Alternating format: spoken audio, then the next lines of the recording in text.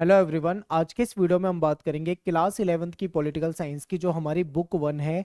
Book one के one shot video है ये बुक वन की। इसमें most important question complete book से करा दूंगा, यानी कि आपके चैप्टर नंबर 1 से लेकर चैप्टर नंबर 10 तक सारे चैप्टर इस सिंगल वीडियो में कवर हो जाएंगे। तो ये लंबी वीडियो बनने वाली है, लेकिन इस सिंगल वीडियो में आपको सारे important question, short question, long question, हर तरह के क्वेश्चन कवर करा दिए जाएंगे। और एग्जाम से पहले आप इस वीडियो को बहुत ध्यान से देख कर जाना। क्यों? क्योंकि इसमें से ही आपको सारे इंपॉर्टेंट क्वेश्चन जो बता रहा हूँ, इसी में से क्वेश्चन आपको आपके एग्जाम में देखने को मिलेंगे। तो ये क्वेश्चन बिल्कुल याद करके जाओ, इसी वीडियो से आप पास हो जाओगे। ठीक, अगर आप मान लो आपने पूरे साल एक शब्द भी नहीं पढ़ा होगा ना, तो आप इतना भी देख कर जाते हो तो आप आराम से पास हो जाओगे अच्छे मार्क्स के साथ। और हर चैप्टर, ठीक है, सभी चैप्टर हमने ऑलरेडी बना दिए हैं। अगर आपने वीडियो नहीं देखी है, चाहे वो पॉलिटिकल साइंस हो या हिस्ट्री हो, ज्योग्राफी हो, तो आप उसको जरूर देख लो। सारे आपके चैप्टर वहाँ पे कराए हुए हैं। ठीक है, अब बात कर लेते हैं सिलेबस की। तो ये जो बुक वन है, बुक वन में टोटल 10 चैप्टर हैं। और जितने आप चैप्टर के नाम यहाँ पे देख रहे हो, 10 के 10 चैप्टर के इंपॉर्टेंट क्वेश्चन जो है आपको इस सिंगल वीडियो में ही मिल जाएंगे। ठीक है, तो आपको ज़्यादा कहीं भटकने की जरूरत नहीं है, सिंगल वीडियो में मिल जाएगा। अब बात कर लेते हैं नोट्स की। नोट्स कहाँ पे मिलेंगे? तो इसके लिए आपको हमारी वेबसाइट पे जाना है, गूगल पे जाके eklavyastudypoint.com सर्च करना है। इसके बाद आपको क्लास 11th में जाना है, अपने सब्जेक्ट में जाना है। तो इस तरीके से टेबल मिलेगी, यहाँ पे आप सारे चैप्टर के नोट्स फ्री में पढ़ सकते हो। फ्री में सब कुछ अवेलेबल है। ठीक है, अब बात करते हैं हम अपने चैप्टर वन की। चैप्टर वन के मोस्ट इंपोर्टेंट क्वेश्चन को देखेंगे कि इसमें कौन कौन से इंपोर्टेंट क्वेश्चन है उसको समझते हैं। तो सबसे पहला क्वेश्चन है कि बताइए भारत का जो संविधान है इसको बनने में कितना समय लगा था, यानी कितने दिन लगे थे, वर्ष लगे थे, जो भी है आपको टाइम बताना है। तो आप सभी जानते होंगे कि हमारा जो संविधान है वो 2 साल 11 महीने 18 दिन में बना था। एग्जैक्ट पूछे तो आप इतना कह सकते हो, अप्रोक्स में अगर हम देखें लगभग तो 3 साल के करीब हमारा टाइम लग ही गया था। तो आप ये एग्जैक्ट फिगर याद रख सकते हैं। अगला क्वेश्चन है कि भारतीय संविधान जो है वो कब बनकर तैयार हुआ था। ठीक है, तो देखिए 26 नवंबर 1949 को बनकर तैयार हो गया था। यहाँ पे एक चीज याद रखनी है, क्वेश्चन दो एक साथ दे रखे हैं। भारतीय संविधान कब बनकर तैयार हुआ और भारतीय संविधान कब लागू हुआ। ठीक है, बनकर तो हमारा संविधान 26 नवंबर 1949 को तैयार हो गया था, लेकिन पूरी तरीके से लागू उसको नहीं किया गया था। ठीक है, उसको लागू कब किया गया था? तो 26 जनवरी 1950 को हमारा संविधान जो था वो लागू कर दिया गया था। ठीक है, इंपॉर्टेंट है, दोनों डेट एक साथ मैंने इसीलिए लिखी है। हो सकता है पेपर में क्वेश्चन आपसे ये पूछे तो आपको ये डेट लिखनी है, अगर पूछे कब लागू हुआ तो आपको ये डेट लिखनी है। ठीक है, दोनों में कोई कंफ्यूजन नहीं होना चाहिए। पेपर में एमसीक्यू में भी ये क्वेश्चन आ सकता है। अब हम संविधान की बातें कर रहे हैं, तो आखिर ये संविधान होता क्या है भाई? ठीक है, किस काम आता है संविधान, क्या संविधान का महत्व होता है, ये सारी चीजें देखते हैं। तो देखिए, संविधान जो है एक ऐसा लिखित दस्तावेज होता है जिसमें किसी भी देश के शासन व्यवस्था के बारे में, कैसे शासन व्यवस्था चलाई जाएगी उसके बारे में नियम, कायदे, कानून होते हैं। ठीक है, अब कुछ देश ऐसे भी होते हैं, संविधान वैसे दो प्रकार के होते हैं, लिखित और अलिखित। कुछ देश ऐसे भी होते हैं जहाँ पे अलिखित संविधान होता है। ठीक है, हमारे भारत की बात करें तो हमारे यहाँ पे लिखित संविधान है। तो ये आपको समझना है कि संविधान एक ऐसा दस्तावेज होता है जिसमें हम किसी भी देश की जगह, जैसे भारत के नजरिए से देखें, अगर भारत के नजरिए से देखें तो आप ऐसे बता सकते हो संविधान एक ऐसा लिखित दस्तावेज है जिसमें देश में शासन व्यवस्था किस प्रकार से चलाई जाएगी उससे संबंधित नियम, कायदे, कानून होते हैं। ठीक है, सिंपल है बिल्कुल। अब इसमें क्या होता है, बहुत डिटेल में लिखा होता है यानी कि भारत के संविधान में डिटेल में लिखा हुआ है कि शासन व्यवस्था जो है हमारे यहाँ पे उसका स्वरूप क्या होगा, सरकार की हमारी शक्तियां क्या होगी। ठीक है, सरकार के पास क्या पावर होगी, जनता के अधिकार क्या होंगे। ठीक है, जैसे मौलिक अधिकार, सामान्य अधिकार, कानूनी अधिकार, सारी चीजें डिटेल में लिखी है। फिर जनता के कर्तव्य, देश की संस्था के बारे में, सरकार के जो विभिन्न अंग है जैसे न्यायपालिका, कार्यपालिका, विधायिका, उन सब के बारे में। ठीक है, और उसके कार्य, प्रशासन, इन सब चीजों के बारे में बिल्कुल डिटेल में जानकारी हमारे संविधान से हमको मिलती है। तो ये संविधान क्या है आप आराम से बता सकते हो। ये अगर आपके पेपर में आएगा क्वेश्चन तो लॉन्ग क्वेश्चन में पूछा जा सकता है। ठीक है, नेक्स्ट क्वेश्चन देखते हैं, भारतीय संविधान की मुख्य विशेषता बताओ। तो आप सभी जानते हैं कि अगर भारतीय संविधान की मुख्य विशेषता के बारे में आ गया तो आप कम से कम भी 10 पॉइंट आराम से लिख सकते हो, बहुत डिटेल में है। तो आप बता सकते हो, मैं यहाँ पे आप शॉर्ट में बताता हूँ कि दुनिया का सबसे बड़ा संविधान भारत के पास है, और भारत का जो संविधान है वो लिखित संविधान है। ठीक है, तो दुनिया का सबसे बड़ा और लिखित संविधान जो है वो भारत का है, पहला पॉइंट। फिर आप बता सकते हो कि हमारा संविधान जो है ना तो अधिक लचीला है और ना ही अधिक कठोर है। अब यहाँ पे एक क्वेश्चन बनता है, लचीला और कठोर का मतलब क्या होता है? ठीक है, समझिए। लचीले का मतलब यहाँ पे ये होता है कि एक ऐसा संविधान जिसमें आसानी से संशोधन किया जा सके, और कठोर का मतलब होता है एक ऐसा संविधान जिसमें आसानी से संशोधन ना किया जा सके। ठीक है, तो हमारा संविधान ना तो बहुत ज्यादा लचीला है ना ही बहुत ज्यादा कठोर है, यानी कि हमारे संविधान इतना आसान भी नहीं है हमारे संविधान में संशोधन करना कि कोई भी चाहे तो संविधान में संशोधन कर दे, और इतना मुश्किल भी नहीं है कि कोई करना चाहे तो संशोधन कर भी ना पाए। समझ रहे हो? बहुमत के साथ अगर कोई चाहेगा तो संशोधन हमारे संविधान में किया जा सकता है, उसका पूरा एक प्रोसेस होता है। ठीक है, आगे चलते हैं। नेक्स्ट पॉइंट है कि भारतीय संविधान देश को धर्मनिरपेक्ष राष्ट्र बनाता है। ठीक है, हमारे संविधान के अनुसार हमारा देश जो है वो धर्मनिरपेक्ष राष्ट्र है, यानी कि राष्ट्र राज्य का कोई धर्म नहीं होगा। ठीक है, सभी धर्मों को यहाँ पे समान माना जाएगा। जो विभिन्न धर्मों को मानने वाले लोग रहते हैं भारत में, वो अपने धर्म, अपनी आस्था, पूजा पाठ, जो भी उनके तौर तरीके हैं उससे कर सकते हैं। ठीक है, फिर क्या है कि भारतीय संविधान दुनिया का सफलतम संविधान है। यस, बहुत इंपॉर्टेंट पॉइंट है। देखिए, दुनिया में कई ऐसे देश हैं जहाँ पे संविधान बना तो, लेकिन वो ज्यादा समय तक चल नहीं पाया, उसको वापस से बनाना पड़ा। एग्जाम्पल अगर आपके सामने दूं तो नेपाल में ऐसा हो रखा है। नेपाल का संविधान कई बार बदला जा चुका है, और श्रीलंका में भी संविधान बदला जा चुका है, बांग्लादेश में भी बदला जा चुका है। तो दुनिया में बहुत सारे देश हैं जहाँ पे संविधान बना, उसको चेंज किया, फिर दूसरा आया, फिर उसको भी बदल दिया, तीसरा आया, ऐसे कई कई बार हुआ है। लेकिन भारत का संविधान जब से बना है तब से लेके आज तक सफलतापूर्वक चल रहा है। इसमें संशोधन जरूर हुए हैं, समय समय पे संशोधन किए गए हैं, चेंजेस किए गए हैं, लेकिन संविधान को पूरी तरीके से, भारत के संविधान को बदला नहीं गया है। तो ये पॉइंट याद रखना है, बहुत इंपॉर्टेंट है। ठीक है, और आप बता सकते हो कि भारतीय संविधान के अनुसार जनता को मौलिक अधिकार मिले हुए हैं, यानी हमारा संविधान हमारे देश के नागरिकों को, जनता को मौलिक अधिकार देता है, प्रदान करता है, जो गारंटेड है। यानी कि यदि किसी व्यक्ति के मौलिक अधिकारों का कोई दूसरा व्यक्ति हनन करता है, तो हमारा संविधान क्या करेगा, उसके खिलाफ रिट जारी करके उसको, उसके मौलिक अधिकारों को वापस दिलाएगा। ठीक है, यानी गारंटेड अधिकार हमको मिलते हैं, जो मौलिक अधिकार हैं। फिर भारतीय संविधान के अनुसार हमारे यहाँ पे संसदीय शासन प्रणाली, आप सभी जानते हैं हमारे यहाँ पे संसदीय शासन प्रणाली है। सिंपल पॉइंट है, आप बता सकते हैं। नेक्स्ट है कि भारत का जो संविधान है उसके अकॉर्डिंग हमारे यहाँ पे एकल नागरिकता है, ये इंपॉर्टेंट है, याद रखना है। एकल नागरिकता यानी हमारे यहाँ पे सिंगल सिटीजनशिप है। देखो, मैं भारत में रहता हूँ तो मैं भारत का नागरिक हूँ, आप भारत में रहते हो, आप भी भारत के नागरिक हो। ठीक है, हमारी जो नागरिकता है, सिटीजनशिप है, वो है इंडियन।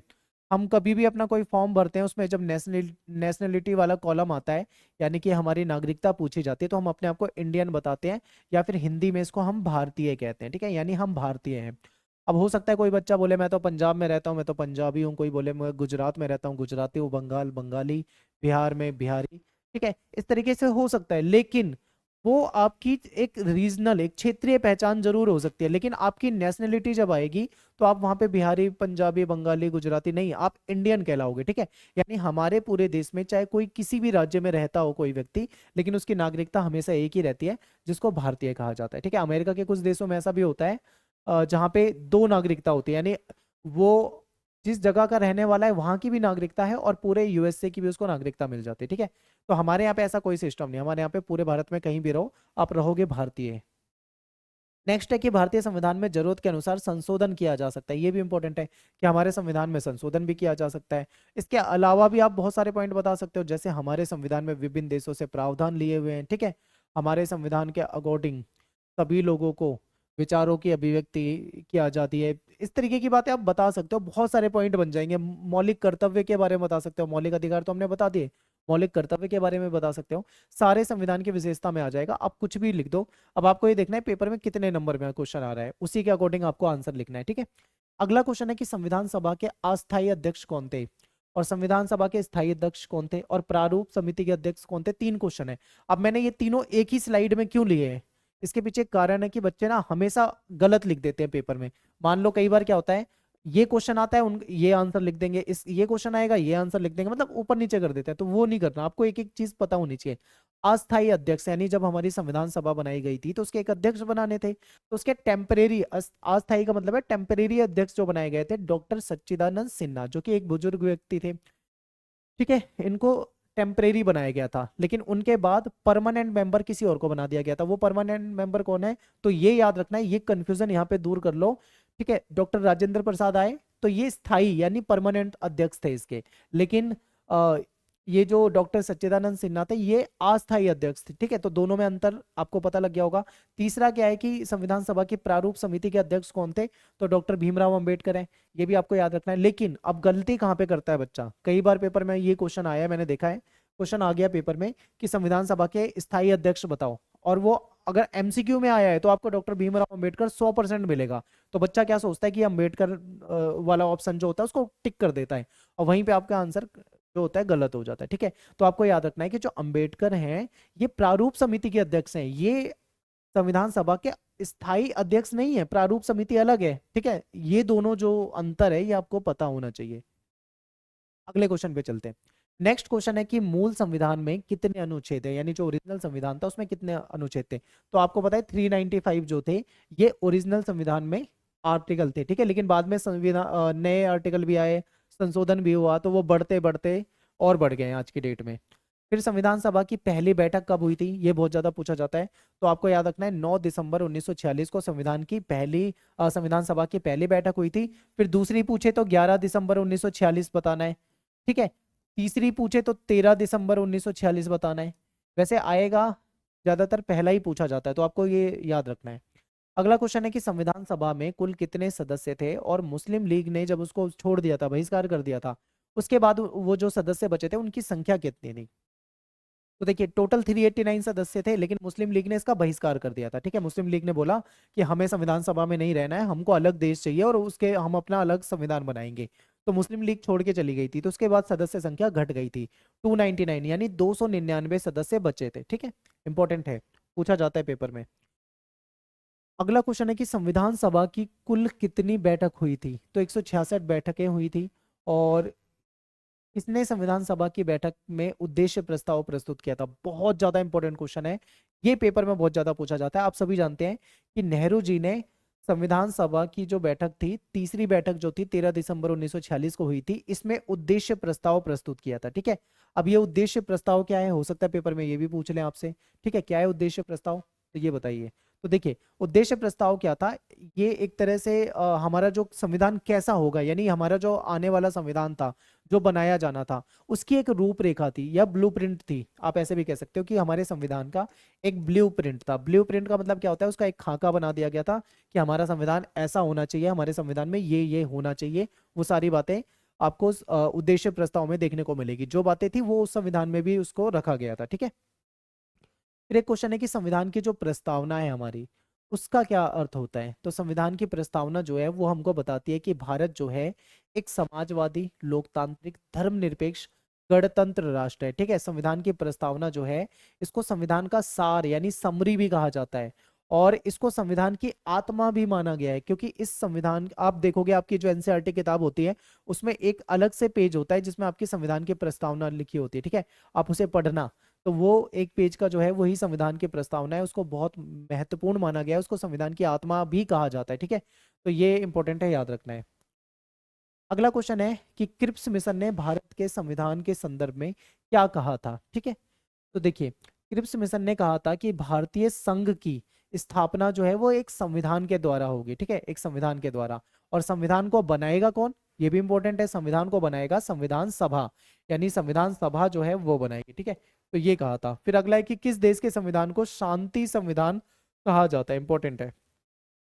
ठीक है, इंपॉर्टेंट है, तो जापान, जापान के संविधान को शांति संविधान कहा जाता है। अगला क्वेश्चन है कि सार्वभौमिक वयस्क मताधिकार जो है इसका क्या मतलब होता है। तो देखिए सार्वभौमिक वयस्क मताधिकार का मतलब होता है कि जो भी भारत का नागरिक है उसको मतदान करने का यानी वोट देने का अधिकार है। ठीक है, जब आप 18 साल के हो जाओगे तो आपको भी वोट देने का अधिकार मिलेगा, तो इसी को सार्वभौमिक वयस्क मताधिकार कहा जाता है। लेकिन पहले हमारे यहाँ पे वोट देने की जो आयु होती थी वो 21 वर्ष होती थी, यानी कि 21 साल का नागरिक ही वोट दे सकता है। ठीक है, लेकिन बाद में इसको कम कर दिया गया था 21 साल की एज को, और ये घटाकर कर दिया गया था 18 साल।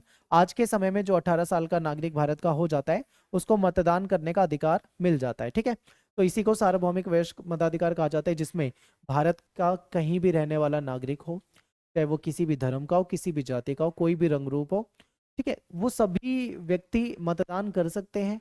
तो इसी को सार्वभौमिक वयस्क मताधिकार कहा जाता है। ठीक है, अगले क्वेश्चन पे चलते हैं कि हमें संविधान की आवश्यकता क्यों है, संविधान की आवश्यकता हमको क्यों पड़ती है। तो देखिए समाज में तालमेल बनाने के लिए, क्योंकि संविधान नहीं होगा तो समाज में तालमेल नहीं होगा, क्योंकि संविधान ने कुछ रूल्स बना रखे हैं, उस रूल्स को सभी को फॉलो करना है। ठीक है, जो उसको फॉलो नहीं करेगा तो वो उसको सजा मिलेगी। तो बात यह है कि समाज में तालमेल बनाए रखने में संविधान बहुत महत्वपूर्ण है, संविधान नहीं होगा तो समाज में कोई तालमेल नहीं होगा, कोई कुछ भी करेगा जिसका जो मन करेगा। ठीक है, तो ये हो जाएगा। फिर कानून व्यवस्था बनाए रखने के लिए, क्योंकि कानून सभी के लिए होता है और संविधान बताता है, और संविधान के होने की वजह से ही कानून व्यवस्था बनी रहती है। फिर न्यायपूर्ण समाज की स्थापना के लिए, ताकि सभी को समाज में न्याय मिले, किसी के साथ कोई भेदभाव ना हो, किसी के साथ कोई हिंसा ना हो, ठीक है। फिर शासन व्यवस्था चलाने के लिए, संविधान जो होता है वो शासन व्यवस्था चलाने के लिए भी महत्वपूर्ण होता है, और सरकार की शक्तियों का दुरुपयोग रोकने के लिए भी संविधान जो होता है इंपॉर्टेंट होता है। अगला है कि भारतीय जो संविधान है, इसकी रचना जो है वो किस ब्रिटिश मंत्रिमंडल की समिति के द्वारा प्रस्तावित किया गया था इसको, और इस योजना के बारे में आपको थोड़ा डिटेल में बताना है, ठीक है। तो देखिए, ब्रिटिश मंत्रिमंडल समिति, जिसको कैबिनेट मिशन के द्वारा प्रस्तावित किया गया था, इसके द्वारा हुआ था, ठीक है। फिर इसी में पूछा हुआ है कि इस योजना के बारे में आपको डिटेल में समझाना है। तो देखो, इसके सदस्यों की संख्या की बात करें, इसने ये बताया था कि ब्रिटिश प्रांत से 292 सदस्य लिए जाएंगे, रियासतों से 93 सदस्य लिए जाएंगे, चीफ कमिश्नरी क्षेत्र से 4 सदस्य लिए जाएंगे, तो टोटल 389 सदस्य हो जाएंगे।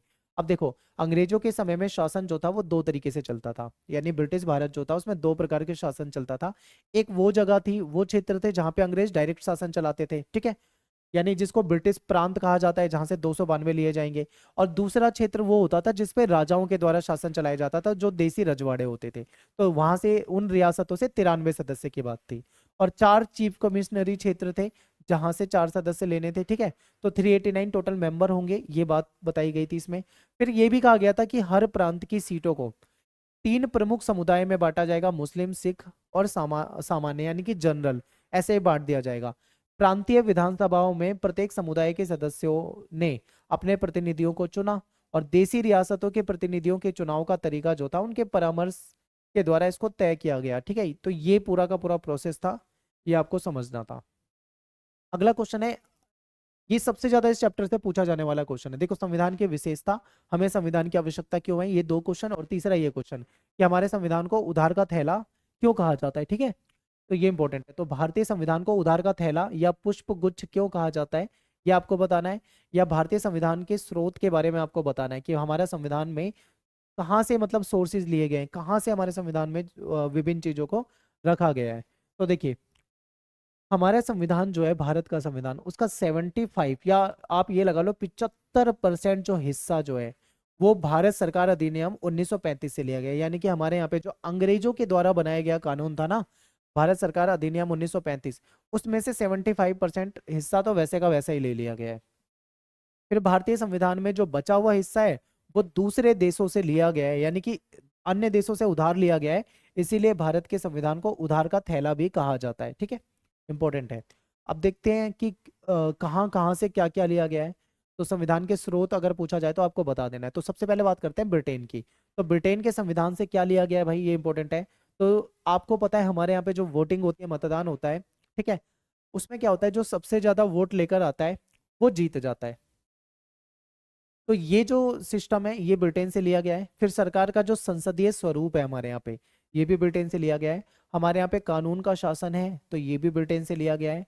को बनाने की जो तरीका है, निर्माण की जो विधि है, ये भी ब्रिटेन से लिया गया है। यानी ये सारी चीजें हमने कहाँ के संविधान से ले ली, ब्रिटेन से ले ली। फिर आपका है नेक्स्ट है कि फ्रांस से क्या लिया गया। तो आप देखते हैं कि स्वतंत्रता, समानता, बंधुत्व का जो सिद्धांत है ये फ्रांस से लिया गया है, ठीक है। आयरलैंड से क्या लिया गया है, नीति निर्देशक तत्व, ठीक है, यानी राज्य के जो नीति निर्देशक तत्व हैं ये आयरलैंड से लिए गए हैं। अमेरिका से हमारे जो मौलिक अधिकार हैं, जिसको मूल अधिकार भी कहा जाता है, ये लिया गया है। न्यायिक पुनरावलोकन की जो शक्ति है, जो हमने चैप्टर में पढ़ा था, और न्यायपालिका की स्वतंत्रता, ये भी अमेरिका से लिया गया है। ये सब कुछ मैं आपको चैप्टर में डिटेल में पढ़ा चुका हूँ, ठीक है। यही क्वेश्चन पेपर में आपके आएंगे। और दक्षिण अफ्रीका से, यानी साउथ अफ्रीका से क्या लिया है, हमारे संविधान में जो संशोधन होता है, यानी हमारे संविधान में जो संशोधन करने की जो पूरी प्रोसेस है, वो प्रोसेस कहाँ से ली गई है, ठीक है, दक्षिण अफ्रीका से, यानी कि साउथ अफ्रीका से। कनाडा के संविधान से जो मजबूत केंद्र सरकार है, ठीक है, संघवाद की जो व्यवस्था है वो कनाडा से ली गई है। तो ये इंपॉर्टेंट है, याद रखना है।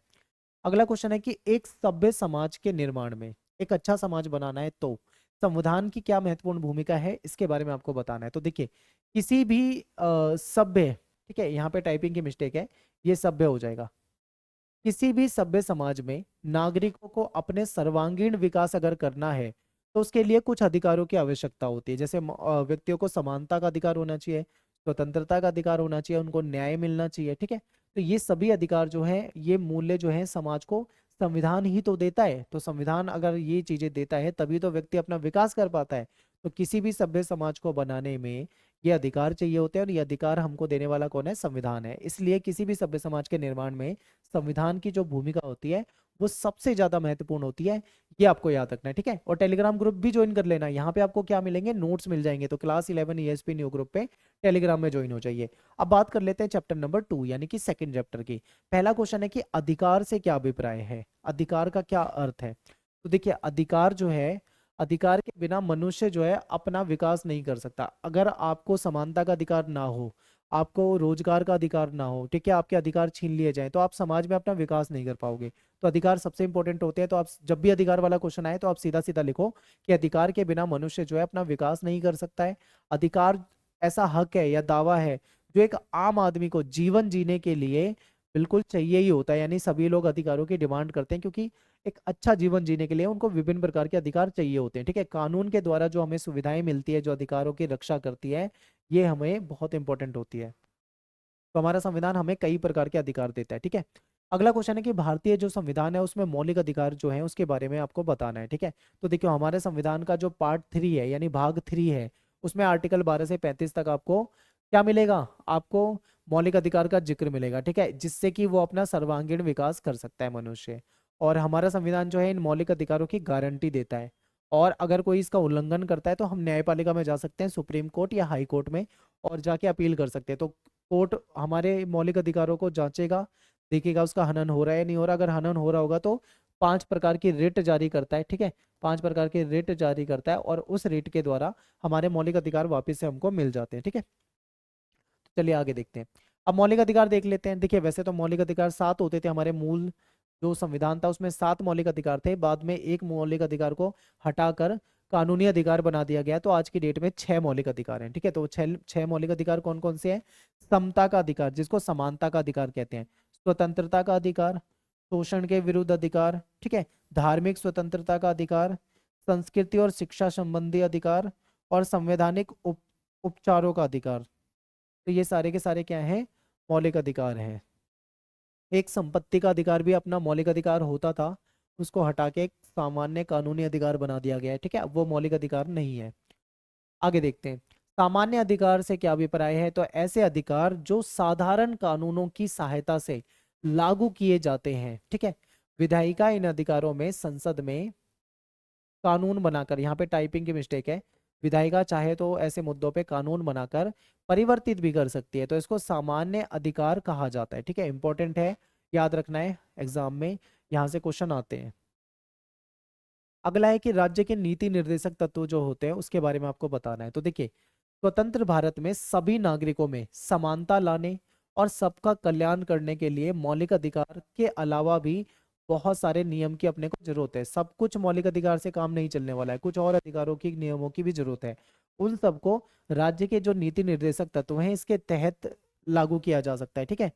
तो आप ये लगा लो कि जिनको न्यायालय में चुनौती नहीं दी जा सकती, लेकिन इन्हें लागू करने के लिए सरकार से आग्रह किया जा सकता है, कि सरकार का दायित्व है जिसे जिस सीमा तक चाहे तो उसको लागू कर सकते हैं। यानी कि राज्य के नीति निर्देशक तत्व जो हैं कहीं ना कहीं समाज कल्याण के लिए काम करते हैं, ठीक है। और जो सरकार है उसको, उसकी जिम्मेदारी होती है कि उसको लागू करे। लेकिन अगर सरकार नहीं चाहती लागू करना तो सरकार ना भी करे, कोई दिक्कत नहीं है, सरकार पे कोई बर्डन नहीं है। दूसरा, इनके लिए आप न्यायालय में भी नहीं जा सकते हो। मौलिक अधिकार का हनन हो रहा है तो आप न्यायालय में चले जाओगे कि भाई मेरे साथ ऐसा ऐसा हो रहा है, लेकिन इसके लिए आप न्यायालय में चुनौती नहीं दे सकते हो। ये क्यों बनाया गया था आखिर ऐसा? ये इसलिए बनाया गया था क्योंकि जब संविधान बनाया जा रहा था ना, तो संविधान को बनाने वाले लोग ये अच्छे से जानते थे कि जो चीज हम बना रहे हैं जरूरी नहीं है कि वो आने वाले समय में वो सारी चीजें कामयाब हो। तो कुछ बातों को, समाज कल्याण की कुछ बातों को राज्य के नीति निर्देशक तत्व के अंतर्गत रख दिया गया था। और ये भी कह दिया गया था कि सरकार जब ऐसी स्थिति में हो कि इनको लागू करवा सके तब लागू करवा दे, कोई जल्दी नहीं है, ठीक है। तो ये बातें थी। अगला है कि मौलिक कर्तव्य से क्या तात्पर्य है। अब आप मौलिक अधिकार तो बहुत समझते हो, बहुत पढ़ते हो, लेकिन मौलिक कर्तव्य भी होते हैं। अब संविधान जो है हमको मौलिक अधिकार देता है, लेकिन हम भी तो भारत के नागरिक हैं, तो हमारा भी तो अपने देश के प्रति कुछ कर्तव्य है। कर्तव्य का मतलब हमारी जिम्मेदारी है, मौलिक कर्तव्य मतलब हमारी भी कुछ जिम्मेदारी है समाज के प्रति, राष्ट्र के प्रति। अब आपकी क्या जिम्मेदारी है भाई, ये समझिए। तो इसको बताता हूँ मैं आपको, पहले देखिए। हमारा संविधान नागरिकों को मौलिक अधिकार देता है गारंटेड, ये हमें पता है। ऐसे में नागरिकों का भी कर्तव्य बनता है कि वो अपने संविधान का सम्मान करे, अपने देश का सम्मान करे, अपने राष्ट्रीय गीत, अपना राष्ट्रीय धरोहर, ठीक है, इन सब का सम्मान करे। तो इसीलिए मौलिक कर्तव्य जो है नागरिकों को देश के प्रति समर्पण को दिखाता है। तो 1976 में जब 42वां संविधान संशोधन हुआ था, तब मौलिक कर्तव्य को इसमें जोड़ा गया था, ठीक है, आर्टिकल 51A के तहत तो इसको जोड़ दिया गया था। और 11 मौलिक कर्तव्य हैं आज के समय में, ठीक है। तो मौलिक कर्तव्य क्या है, दो चार बातें बता देता हूँ, आप ऐसे ही समझ जाओगे, बहुत सिंपल है ये। तो देखिए, मौलिक कर्तव्य में आपका आ जाता है जैसे संविधान का पालन करना। अब हमारा संविधान है, हमें संविधान का पालन करना चाहिए, ठीक है, हमारी जिम्मेदारी है।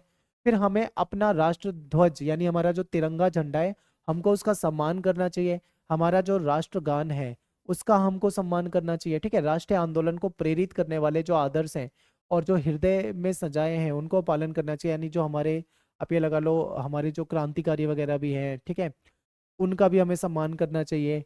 भारत की संप्रभुता, एकता को, देश की एकता को बनाए रखना, राष्ट्र की रक्षा करना, राष्ट्र की सेवा करना, देश के लिए जान तक न्यौछावर कर देना, ये हमारी जिम्मेदारी होनी चाहिए, हमारे कर्तव्य होने चाहिए, ठीक है। और भाईचारे के साथ रहना, अपनी सामाजिक संस्कृति को, उसके गौरवशाली परंपरा को समझना, ठीक है, उसको बनाए रखना, अपने पर्यावरण को संरक्षण करना। अब आप देखते हो ना, हमारे यहाँ पे पेड़ पौधे काट दिए जाते हैं, तो आपकी जिम्मेदारी बनती है कि देश में पोल्यूशन कम करना है, तो आपको अपने खुद के पौधे लगाने चाहिए, ठीक है, आपको खुद से पौधे लगाने चाहिए। तो ये आपकी जिम्मेदारी है। तो यही जो जिम्मेदारी है ना, यही सारे आपके किसमें है, मौलिक कर्तव्य में है। तो मौलिक कर्तव्य कोई इतना टफ नहीं है, सिंपल सी चीजें हैं कि हमारी जिम्मेदारी बनती है देश के प्रति, वो सब आपके मौलिक कर्तव्य में दे दी गए हैं। अगला क्वेश्चन है कि डॉक्टर अंबेडकर ने किस मौलिक अधिकार को संविधान का हृदय और आत्मा कहा था। मैं आपको लिख कर कह रहा हूं कि इस चीज को याद कर लो बिल्कुल, ये क्वेश्चन बहुत ज्यादा पूछा जाता है, इस चैप्टर में से सबसे ज्यादा इंपॉर्टेंट क्वेश्चन है, ये पूछा बहुत जाता है, ठीक है। तो इसको याद कर लेना, पेपर में बहुत आता है। तो देखिए, डॉक्टर अंबेडकर जो थे, इन्होंने संवैधानिक उपचारों का जो अधिकार है, इसको संविधान का हृदय और आत्मा कहा है, ठीक है। ये जो अधिकार है, मौलिक अधिकार, ये बहुत महत्वपूर्ण है, क्योंकि इसके अनुसार ही नागरिक को अधिकार प्राप्त होता है कि अगर उसके मौलिक अधिकार का कहीं पे उल्लंघन हो रहा है, तो वो तो हाई कोर्ट में या सुप्रीम कोर्ट में जा सकता है, ठीक है।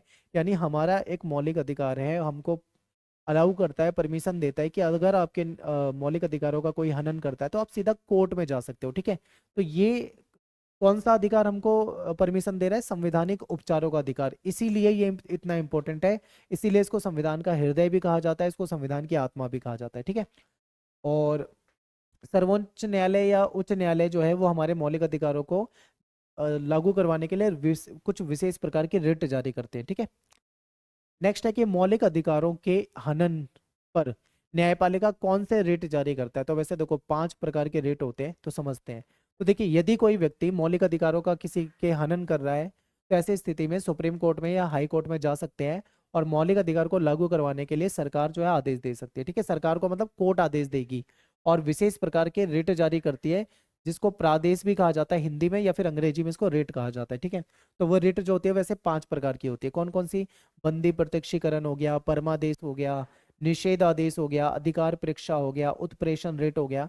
चैप्टर में सारी आपको डिटेल में पढ़ा रखी है मैंने, ठीक है। बाकी मैं आपको अभी भी समझा देता हूँ, आप ध्यान से देखिए। सबसे पहले बात करते हैं बंदी प्रत्यक्षीकरण की, ये बहुत ज्यादा पेपर में पूछा जाता है। इसका मतलब क्या होता है, देखिए, बंदी प्रत्यक्षीकरण के द्वारा अदालत जो होती है किसी गिरफ्तार व्यक्ति को कोर्ट के सामने प्रस्तुत करने का आदेश देता है। यदि गिरफ्तारी का तरीका या कारण ऐसा लगता है कि गैर कानूनी है, गलत तरीके से किसी को गिरफ्तार कर दिया है, तो जो न्यायपालिका होती है वो गिरफ्तार व्यक्ति को छोड़ने का भी आदेश दे सकती है, ठीक है। तो ये बंदी प्रत्यक्षीकरण, यानी किसी को गिरफ्तार करना है तो 24 घंटे के अंदर उसको मजिस्ट्रेट के सामने ले जाना है, ठीक है। और परमादेश, जब न्यायालय को ऐसा लगता है कि कोई सरकारी अधिकारी जो है अपने कानूनी और संवैधानिक दायित्वों का पालन नहीं कर रहा है और किसी व्यक्ति के मौलिक अधिकारों को प्रभावित कर रहा है, यानी हनन कर रहा है, तो ऐसे में न्यायालय आदेश देती है, जिसको परम आदेश कहा जाता है, ठीक है। नेक्स्ट है पर ये ना गलती से 2 बार स्लाइड आ गई है, ठीक है, सेम। अगला है कि मौलिक अधिकार और नीति निर्देशक तत्वों में आपको अंतर बताना है। तो चलिए इसे देख लेते हैं। मौलिक अधिकार और नीति निर्देशक तत्वों को एक दूसरे के पूरक के रूप में देखा जाता है, कि जहां पे मौलिक अधिकारों में कुछ कमी रह जाती है तो उसको पूरा करने के लिए नीति निर्देशक तत्व लगाया जा सकता है, ठीक है, लाया जा सकता है। जहां मौलिक अधिकार सरकार के कुछ कार्यों पर प्रतिबंध यानी बैन लगाता है, तो नीति निर्देशक सरकार को मोटिवेट करता है, प्रेरणा देते हैं कि आप कुछ करिए जनता के लिए। मौलिक अधिकार व्यक्ति के अधिकारों की बात करता है, लेकिन नीति निर्देशक सिद्धांत पूरे समाज के अधिकारों की बात करते हैं। तो ये दोनों अंतर आपको पता होना चाहिए। कभी कभी नीति निर्देशक तत्व लागू करने में मौलिक अधिकारों से टकरा जाते हैं, यानी कि आपस में विभेद हो जाता है, ठीक है। अ, जैसा कि मैं आपको एक एग्जांपल से बताता हूँ। पहले एक अधिकार होता था संपत्ति का अधिकार, ठीक है। तो लोगों के पास जमींदार वगैरह होते थे, उनके पास बहुत सारी संपत्ति होती थी, बहुत सारी जमीन होती थी। तो संपत्ति का अधिकार मौलिक अधिकार होता था। अब भाई जनता के पास जमीन नहीं है, किसानों के पास, तो सरकार ने भूमि अधिग्रहण कानून वगैरह लेके आए, ठीक है, भूमि सुधार कानून लेकर आई। तो उनकी जमीनों को लेकर दूसरों को देना शुरू करा। तो ऐसे में उन्होंने कोर्ट में जाने लगे, वो लोग कहते हैं ये तो हमारा मौलिक अधिकार है, हम तो संपत्ति रख सकते हैं। तो ऐसे में अब सरकार के सामने यह ऑप्शन था, या तो वो कुछ मुट्ठी भर लोगों जमींदारों के लिए काम करे, ठीक है, बाकी जनता का नुकसान होने दे, या फिर कुछ लोगों का नुकसान हो जाए, जनता को फायदा हो जाए। तो फिर जनता को फायदा करने के लिए कहीं ना कहीं ये जो मौलिक अधिकार था उसको हटाया गया, ठीक है, वहां से। तो इस तरीके से कभी कभी क्या होता है, नीति निर्देशक तत्व और ये मौलिक अधिकार कभी कभी आपस में टकरा जाते हैं। अब बात करते हैं नेक्स्ट चैप्टर की, चुनाव वाला जो चैप्टर है। तो पहला क्वेश्चन है कि चुनाव से क्या अभिप्राय है। देखिए, किसी फैसले को लेने में सभी नागरिक प्रत्यक्ष रूप से यानी डायरेक्ट रूप से भाग नहीं ले सकते हैं, ठीक है। इसलिए जनता जिस प्रक्रिया के द्वारा अपने कैंडिडेट को यानी अपने नेता को चुनती है, इसको चुनाव कहा जाता है। और चुनाव प्रक्रिया के द्वारा जनता जिस व्यक्ति को चुनकर संसद में या विधानसभा में भेजती है, वो हमारा प्रतिनिधि यानी जनप्रतिनिधि कहलाता है, ठीक है। अब देखो, वोटिंग के जरिए क्या होता है, आपको मान लो कोई बात डायरेक्ट, आप क्लास छोटे लेवल पे तो ये हो सकता है डायरेक्ट ही पूछ लो। क्लास में जैसे मान लो 30 बच्चे हैं, आपकी मैडम ने बोला कि बताओ किसे मॉनिटर बनाया जाए, सबने हाथ खड़ा कर दिया कि इसको बना दो, ठीक है। तो वहां तो तुरंत वोटिंग हो गई, पता लग गया। लेकिन पूरे देश में थोड़ी ऐसा पता लग सकता है, करोड़ों की जनसंख्या में। तो जनता किसे चुनना चाहती है, इसके लिए चुनाव की एक प्रोसेस है पूरी, इसी को चुनाव कहा जाता है। इसमें क्या होता है, लोग अपने पसंदीदा कैंडिडेट को वोट करके आते हैं। अगर वो सबसे ज्यादा वोट पाता है तो वो जीत जाता है, फिर वो संसद में या फिर विधानसभा में पहुंच जाता है और वो जनता का प्रतिनिधि कहलाता है, ठीक है। आगे बात करते हैं प्रत्यक्ष लोकतंत्र या फिर अप्रत्यक्ष लोकतंत्र जो होता है उसमें क्या अंतर होता है। तो प्रत्यक्ष लोकतंत्र में जनता जो होती है वो रोजमर्रा यानी जो डेली के जो फैसले होते हैं और सरकार चलाने में सीधा भाग लेते हैं, ठीक है। प्राचीन यूनान में ऐसा होता था, जो वहाँ की स्थानीय सरकारें होती थी, ठीक है, खास तौर पे जो ग्राम सभा या उनकी जो पंचायत वगैरह होती थी, वो प्रत्यक्ष प्रजातंत्र के निकटतम उदाहरण थे। उस समय में क्या होता था, अगर मैं प्राचीन यूनान वगैरह की बात करूं, तो जैसे कोई फैसला लेना होता था तो पूरी ग्राम सभा पंचायत को बुला लिया जाता था, ठीक है। अब वहां पे पूछा जाता था कि भाई हम ये करना चाह रहे हैं, कितने लोग सहमत है, तो लोग हाथ उठाकर उसकी सहमति दे सकते थे, या जो सहमत नहीं होते थे वो बता देते थे। तो ये प्रत्यक्ष था, डायरेक्ट ही पता लग जाता था। लेकिन दूसरा होता है अप्रत्यक्ष लोकतंत्र। जब लाखों करोड़ों की संख्या में लोग हो ना, तो ऐसे नहीं उनको बुला के एक जगह पे उनसे हाथ खड़ा करवा लो, पॉसिबल ही नहीं होता। तो फिर कहीं ना कहीं यहाँ पे अप्रत्यक्ष लोकतंत्र को लाया जाता है। तो देखिए, जब लाखों और करोड़ों लोगों को फैसला लेना हो, तो प्रत्यक्ष लोकतंत्र जो है उसको लागू नहीं किया जा सकता। और इसलिए जनता के शासन का अर्थ ही सीधा सीधा ये होता है कि जनता के प्रतिनिधियों के द्वारा चलने वाला शासन है, ठीक है। आगे देखते हैं। तो देखिए, इसमें जनता अपने प्रतिनिधि को चुनकर भेजती है और ये लोग शासन में भाग लेते हैं और कानून बनाते हैं। तो हम क्या है, अप्रत्यक्ष लोकतंत्र को अपनाते हैं। अगला है कि चुनाव आयोग के बारे में आपको बताना है। तो चुनाव आयोग की स्थापना जो है सन 1950 में हुई थी। और इसका काम क्या होता है, देश में चुनाव करवाना। ये जो इलेक्शन होते हैं हमारे देश में, वो चुनाव आयोग यानी इलेक्शन कमीशन करवाता है, ठीक है। हमारा जो संविधान है उसमें आर्टिकल 324 में जो हमारा चुनाव आयोग है, निर्वाचन आयोग है, इलेक्शन कमीशन है, इसके बारे में बताया हुआ है। और भारत का निर्वाचन आयोग की मदद करने के लिए एक मुख्य निर्वाचन अधिकारी होता है, ठीक है। और निर्वाचन आयोग जो होता है वो स्थानीय निकायों के चुनाव के लिए जिम्मेदार नहीं होता, क्योंकि जो स्थानीय निकाय हैं, पंचायत हो गई, नगर पालिका हो गई, नगर निगम हो गई, उसके लिए अपना अलग से एक चुनाव आयोग होता है, वो उसके चुनाव करवाता है, ठीक है। और इसके लिए राज्यों में अलग से मतलब राज्य निर्वाचन आयुक्त होते हैं, जो कि निर्वाचन आयोग से अलग होकर काम करते हैं। और चुनाव आयोग बिना किसी दबाव के काम करता है, क्योंकि ये एक निष्पक्ष संस्था होती है, ठीक है। इसमें 3 प्रमुख सदस्य होते हैं। एक होता है मुख्य निर्वाचन आयुक्त और 2 उसके अन्य होते हैं, ठीक है। 2 निर्वाचन आयुक्त और होते हैं जो उसको सपोर्ट करते हैं। तो यहाँ पे एक क्वेश्चन ये आता है कि ज्यादातर ये पूछा जाता है कि जो सबसे पहले चुनाव आयुक्त थे ना, वो कौन थे। तो वो सुकुमार सेन थे, ये याद रखना। प्रथम चुनाव आयुक्त के बारे में ज्यादातर क्वेश्चन पूछा जाता है, तो इंपॉर्टेंट है। अगला क्वेश्चन है कि चुनाव आयोग के काम क्या होते हैं। तो चुनाव आयोग का काम होता है मतदाता सूची बनाना, ठीक है, जो वोटर लिस्ट होती है वो बनाता है। चुनाव चुनाव करवाना यानी चुनाव का संचालन करवाना, फिर स्वतंत्र और निष्पक्ष चुनाव कराना, आचार संहिता जो होती है लागू करना, क्योंकि जो चुनाव होता है, चुनाव से की जब डेट की घोषणा होती है तो उस समय आचार संहिता लागू हो जाती है, ठीक है, तो कुछ विशेष कानून लागू हो जाते हैं। और राजनीतिक जो पार्टियां होती हैं उनको जो चुनाव चिन्ह होता है, ठीक है, वो यही देता है। राजनीतिक पार्टियों का पंजीकरण करना, रजिस्ट्रेशन करना, ठीक है, चुनाव के दौरान उम्मीदवारों के द्वारा खर्च की जाने वाली जो पैसा होता है उसकी एक लिमिट तय करना, ये सब क्या आता है, चुनाव आयोग का काम होता है। नेक्स्ट है कि चुनाव प्रणाली की प्रमुख कमियां क्या है। हमारे यहाँ पे चुनाव तो होते हैं लेकिन उसकी कुछ कमियां हैं, आपको कमियां बतानी है। तो देखिए, चुनाव के दौरान क्या होता है, जो राजनीतिक पार्टी होती है वो पैसे बहुत ज्यादा खर्च करते हैं, ठीक है, पैसा पानी की तरह बहाने लग जाती हैं।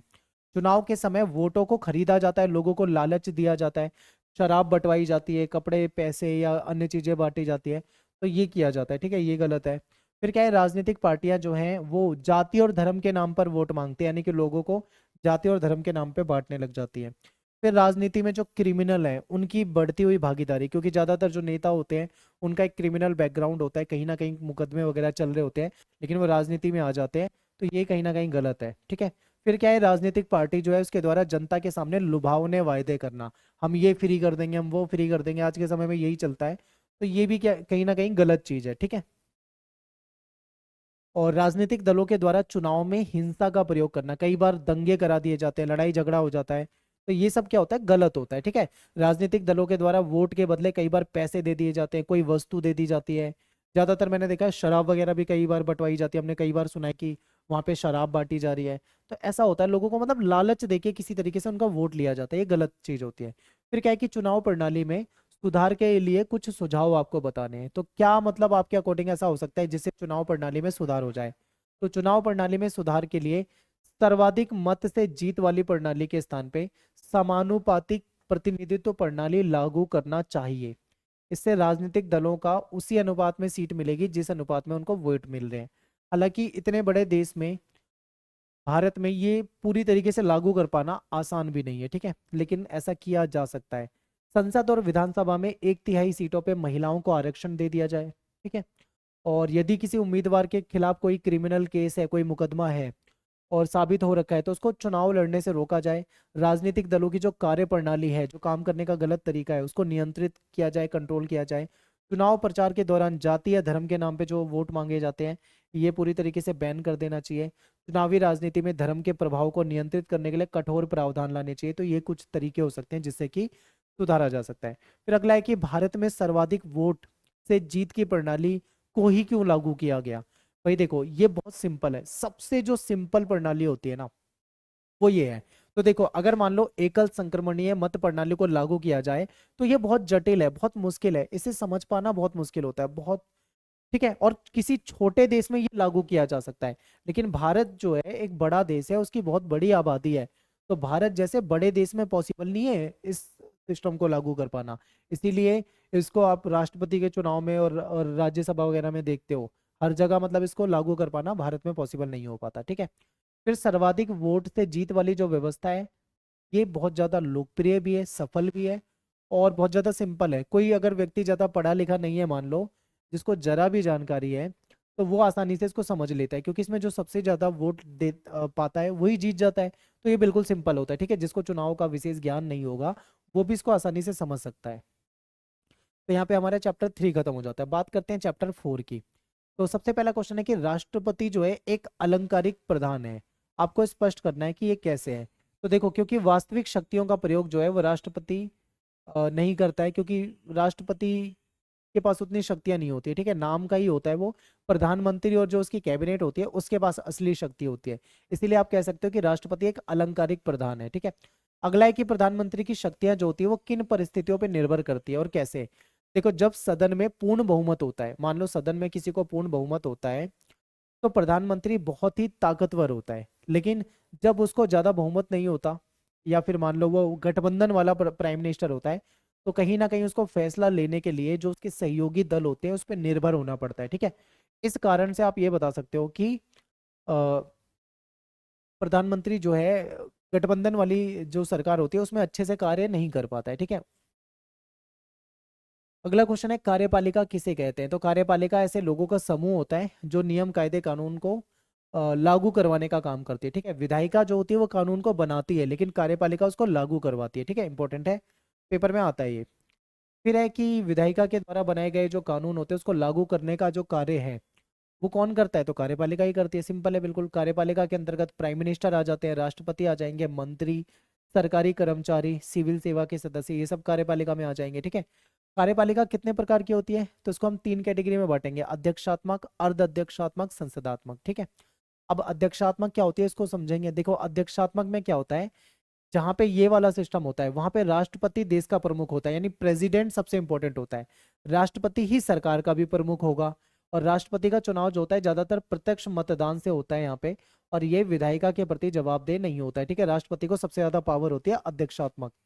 फिर है अर्ध अध्यक्षात्मक, इसमें राष्ट्रपति देश का प्रमुख होगा, लेकिन जो प्राइम मिनिस्टर होगा वो सरकार का प्रमुख होगा। ठीक है, प्रधानमंत्री और उसकी जो मंत्री परिषद है वो विधायिका के प्रति जवाबदेह होती है। तीसरी होती है संसदात्मक कार्यप्रणाली। इसमें क्या होता है, सरकार का जो प्रमुख होगा वो प्राइम मिनिस्टर होगा, यानी सरकार का हेड जो है वो प्राइम मिनिस्टर है, लेकिन विधायिका में बहुमत वाले दल का जो नेता है वो भी प्राइम मिनिस्टर ही है। ठीक है, विधायिका के प्रति जवाबदेह जो है वो भी प्राइम मिनिस्टर ही है। तो यहाँ पे प्राइम मिनिस्टर का ज्यादा महत्व होता है। अब एक क्वेश्चन आता है आपके पेपर में कि राजनीतिक कार्यपालिका और स्थायी कार्यपालिका जो है इसके बीच में आपको अंतर बताना है। तो राजनीतिक कार्यपालिका को अस्थायी कार्यपालिका भी कहा जाता है। ठीक है, तो आप देखते हैं दोनों में अंतर क्या होता है। जो ये राजनीतिक कार्यपालिका होती है, जो हमारे नेता वगैरह होते हैं, ये सब राजनीतिक कार्यपालिका में आते हैं। ये 5 साल के लिए चुने जाते हैं। मान लो वोटिंग करी, कोई व्यक्ति जीत गया तो वो 5 साल के लिए हो गया। ठीक है, लेकिन 5 साल के बाद वो दोबारा चुनाव लड़ेगा तो गारंटी नहीं है वो जीतेगा। मान लो हार गया तो वो खत्म है, यानी 5 साल के लिए चुना जाता है। समय से पहले इसको हटाया भी जा सकता है। ठीक है, समय से पहले हटाया जा सकता है। अपने कार्यों में निपुण नहीं होते, क्योंकि नेता वगैरह होते हैं कोई एक्सपर्ट थोड़ी होते हैं। दूसरी तरफ स्थायी कार्यपालिका होते हैं, इसमें होते हैं कर्मचारी, सरकारी कर्मचारी वगैरह जो नौकरी करते हैं। ठीक है, तो ये रिटायरमेंट की उम्र तक काम करते हैं, इनका कोई 5 साल वाला सीन नहीं होता। ठीक है, दूसरा क्या है, ये अपने कार्य में दक्ष होते हैं, यानी एक्सपर्ट होते हैं, निपुण होते हैं, ट्रेनिंग लिए होते हैं, पढ़े लिखे होते हैं। ठीक है, दक्ष और निपुण होने के कारण राजनीतिक कार्यपालिका को ये मदद करते हैं उन नेताओं को। आपने कई बार देखा होगा नेता तो एक अनपढ़ व्यक्ति भी बन सकता है। ठीक है, कोई अनपढ़ व्यक्ति है तो मान लो वो भी चुनाव लड़ सकता है, लेकिन स्थायी कार्यपालिका में एक अनपढ़ व्यक्ति नहीं आ सकता है। अगला है कि कार्यपालिका से क्या अभिप्राय है। कार्यपालिका सरकार का वह अंग होता है जो कानून लागू करता है। सिंपल। अध्यक्षात्मक कार्यपालिका से क्या अभिप्राय है, यहाँ पे राष्ट्रपति जो होता है वो कार्यपालिका विधायिका दोनों का अध्यक्ष होता है। ठीक है, फिर भारत के राष्ट्रपति को मिली एक स्वयं विवेकीय शक्ति, ये पेपर में आया हुआ क्वेश्चन है। तो जब लोकसभा में किसी भी दल को बहुमत ना मिले तो ऐसे में प्राइम मिनिस्टर का चुनाव अपने विवेक के आधार पे राष्ट्रपति कर सकता है। ठीक है, पॉकेट वीटो से क्या अभिप्राय है, यदि राष्ट्रपति किसी विधेयक पर अनुमति दिए बगैर उस विधेयक को लंबे समय तक होल्ड पे डाल दे, अपने पास रख ले। ठीक है, तो इसको पॉकेट वीटो पावर कहा जाता है। राज्यपाल की नियुक्ति कौन करता है, राष्ट्रपति। ये भी आया हुआ क्वेश्चन है, राज्यपाल की नियुक्ति राष्ट्रपति करता है। ठीक है, अगला है कि समाज के सभी वर्ग नौकरशाही का हिस्सा बन सके, इस उद्देश्य के लिए संविधान में क्या प्रावधान है। तो संविधान में दलित जो है, आदिवासी जो है, इसके लिए आरक्षण की व्यवस्था कर दी गई है। ठीक है, बाद में महिला और अन्य पिछड़ा वर्ग जो था उसको भी आरक्षण दे दिया गया है, तो ये भी नौकरशाही में आ सके। एससी हो गए, एसटी हो गए, ओबीसी हो गए। ठीक है, इनको आरक्षण दे दिया गया है। अगला क्वेश्चन है कि राष्ट्रपति की आपातकालीन शक्तियां, बहुत ज्यादा इंपॉर्टेंट है, पेपर में बहुत ज्यादा पूछा जाता है। मैं आपको बता रहा हूँ ना, जो जो क्वेश्चन ज्यादा इंपॉर्टेंट है उसको तो बिल्कुल रट के जाना। देखो, जब संसद का अधिवेशन ना चल रहा हो, मान लो संसद का कोई अधिवेशन नहीं चल रहा है और राष्ट्रपति ना चल रहा हो, तो राष्ट्रपति अध्यादेश जारी कर सकता है। ठीक है, ये इसकी आपातकालीन शक्ति है, यानी वह अध्यादेश ला सकता है।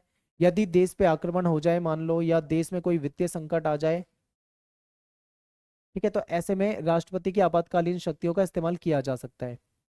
फिर नेक्स्ट है कि राज्यपाल केंद्र सरकार के एजेंट के रूप में काम करता है। बताइए, क्योंकि देखो राज्यपाल की जो नियुक्ति है राष्ट्रपति कर रहा है, और राष्ट्रपति अपनी मर्जी से नहीं कर रहा है, यह याद रखना। राष्ट्रपति भी कैबिनेट की सलाह पे ही करेगा। ठीक है, तो क्योंकि राज्यपाल की नियुक्ति राष्ट्रपति करता है, इसलिए संबंधित राज्य में राज्यपाल जो होता है वो केंद्र सरकार के एजेंट के रूप में काम करता है। तो कई बार आप देखते हो कि जो ये राज्यपाल होता है और उस जगह का जो सीएम होता है, अगर मान लो केंद्र में कोई अलग सरकार है, राज्य में कोई अलग सरकार है, तो कई बार राज्यपाल और उस राज्य के सीएम के बीच में तनातनी बनी रहती है। जैसे आप दिल्ली में अगर देखोगे, मान लो दिल्ली में जो लेफ्टिनेंट गवर्नर है, एलजी जो है उसकी जो सीएम से नहीं बनती है, कुछ ना कुछ विवाद चलते रहते हैं, ठीक है, ऐसे कई स्टेट में भी होता है। आगे है कि नौकरशाही वह माध्यम है सॉरी, नौकरशाही वो माध्यम है जिसके द्वारा सरकार की लोक हितकारी जो नीति है वो जनता तक पहुंचती है। क्या आप इस कथन से सहमत हो? तो बिल्कुल, क्योंकि नौकरशाही के सदस्य जो होते हैं ना वो दक्ष होते हैं, निपुण होते हैं, पढ़े लिखे ट्रेंड एक्सपर्ट होते हैं। वो राजनीतिज्ञ को नीति बनाने में यानी नेताओं को पॉलिसी बनाने में और उसको लागू करने में सहायता करते हैं, ठीक है, इंपॉर्टेंट है, याद रखना है। भारत में एक दक्ष प्रशासनिक मशीनरी मौजूद है, इसके बारे में बताना है। तो भारत में जो हमारे लोक सेवक होते हैं, ठीक है, ये ट्रेंड होते हैं, प्रवीण अधिकारी होते हैं, अपने विषय में पारंगत होते हैं, एक्सपर्ट होते हैं, और पॉलिसी बनाने में, उस लागू करने में जो नेता होते हैं उसकी सहायता करते हैं, ठीक है। अगला क्वेश्चन है कि राष्ट्रपति के ऐसे कौन से विशेष अधिकार हैं जो राष्ट्रपति की शक्ति को ज्यादा प्रभावी बनाते हैं? तो वीटो पावर हो गई, और गठबंधन की सरकार के समय में प्रधानमंत्री का चुनाव करना, ये भी एक उसकी पावर हो गई, ठीक है, महत्वपूर्ण है।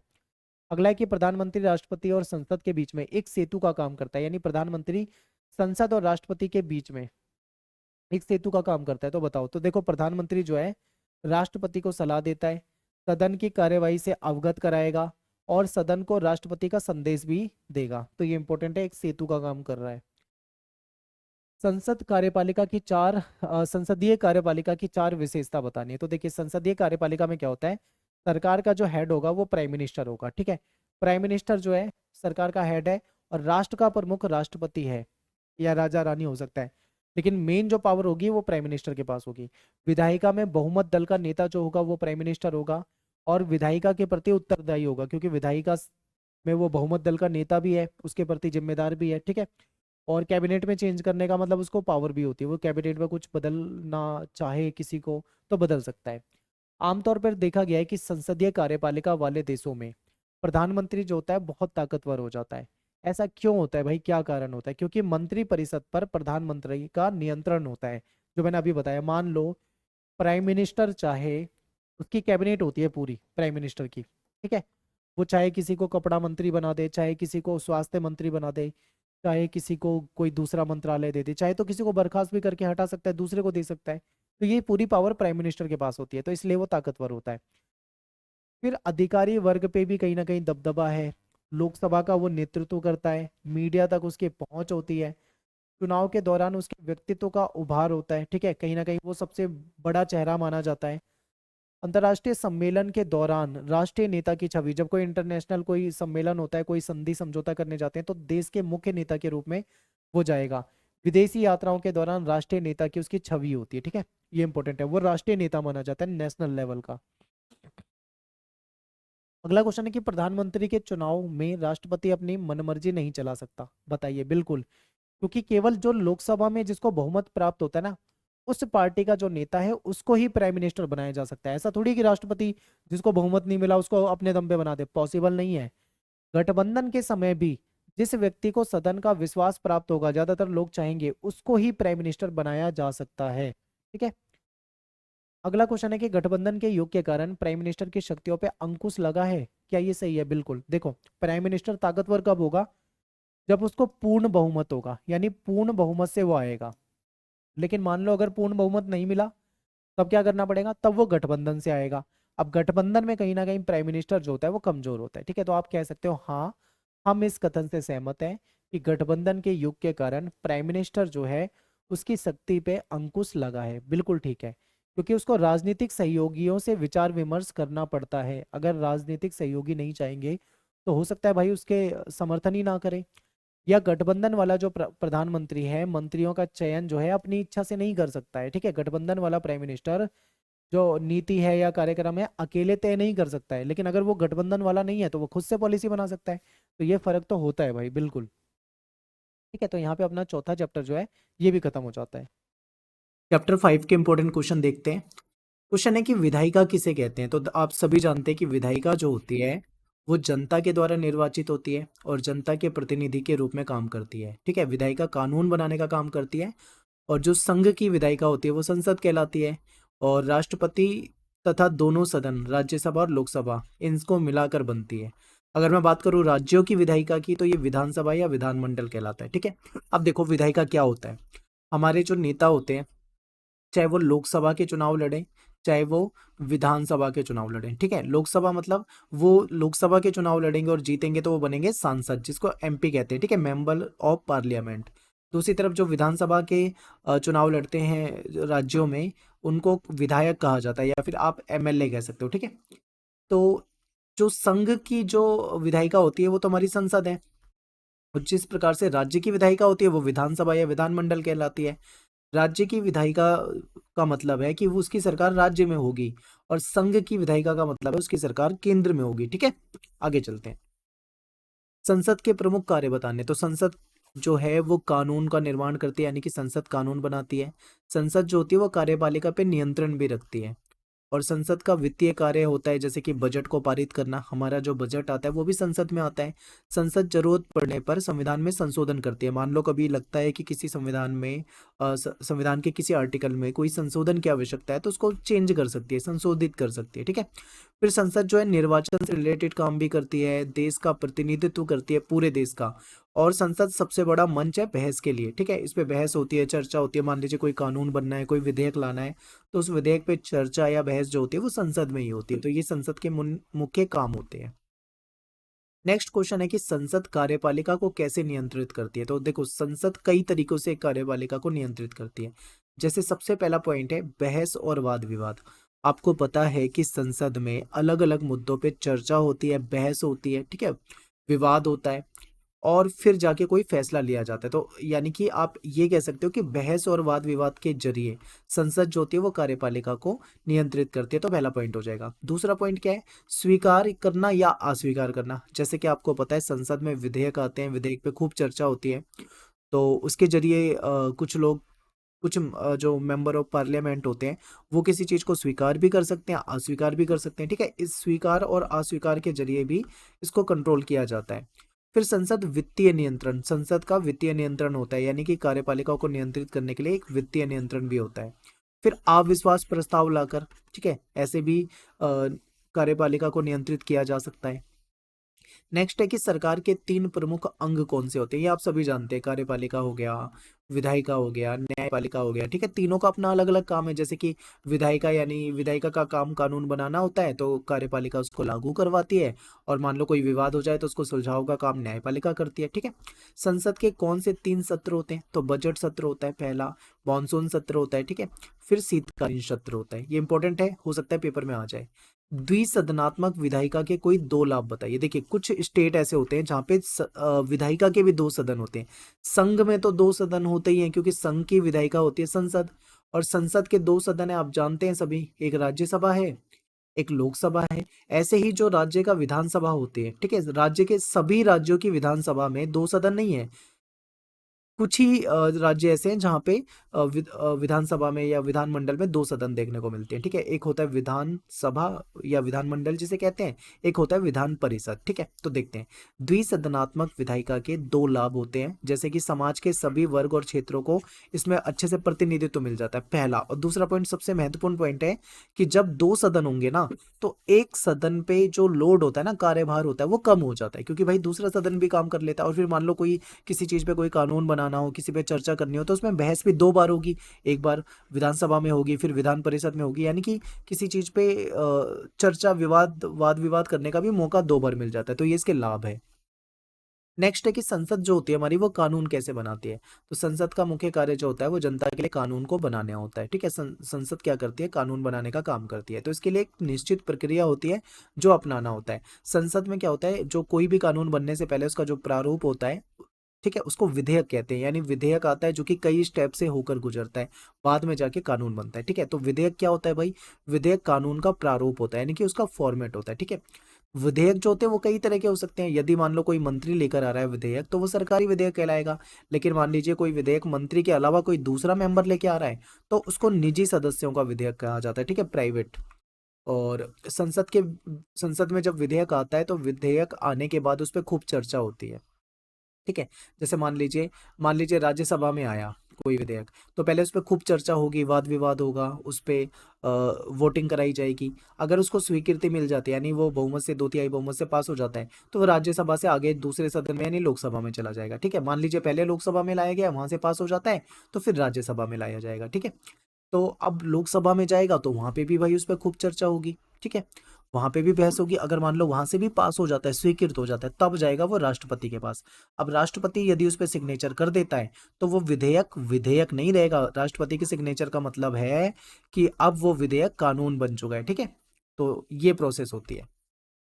विधेयक कितने प्रकार के होते हैं? तो भाई बहुत सारे होते हैं, कई प्रकार के होते हैं। जैसे सरकारी विधेयक हो गया, निजी सदस्यों का विधेयक हो गया, वित्त विधेयक हो गया, गैर वित्त विधेयक हो गया, सामान्य विधेयक, संविधान संशोधन विधेयक, कई प्रकार के विधेयक होते हैं। हो सकता है पेपर में आए तो आप याद रखना। अगला है कि राष्ट्रपति राज्यसभा के कितने सदस्यों को मनोनीत करता है? तो देखिए, राज्यसभा के 12 सदस्यों को मनोनीत कर सकता है राष्ट्रपति। वो शिक्षा के क्षेत्र से हो सकते हैं, ठीक है, समाज सेवा के क्षेत्र से हो सकते हैं, खेल के क्षेत्र से हो सकते हैं। तो इस तरीके से राष्ट्रपति उनको क्या कर सकता है? मनोनीत कर सकता है। साहित्य यानी लिटरेचर के क्षेत्र से भी हो सकते हैं, वो साइंस विज्ञान के क्षेत्र से हो, और कला, समाज सेवा, ठीक है, इनमें से किसी को भी वो चाहे अगर राष्ट्रपति, तो राज्यसभा में भेज सकता है। भारत के किन्हीं 4 राज्यों के नाम बताओ जहां पे द्विसदनात्मक विधायिका है। तो देखिए, यूपी में है, बिहार में भी है, महाराष्ट्र में भी है, कर्नाटक में भी है, आंध्र प्रदेश में भी है, तेलंगाना में भी है। तो ये 6 राज्य जो है इसमें है। अब इसमें से 4 राज्य पूछे तो 4 लिख देना, 2 राज्य पूछे पेपर में तो कोई 2 राज्य लिख देना। ठीक है, यानी यहाँ पे 2 विधायिका होती है। 2 विधायिका का मतलब है एक विधानसभा होगी, दूसरा विधान परिषद होगी। ठीक है, बाकी राज्यों में नहीं मिलती आपको।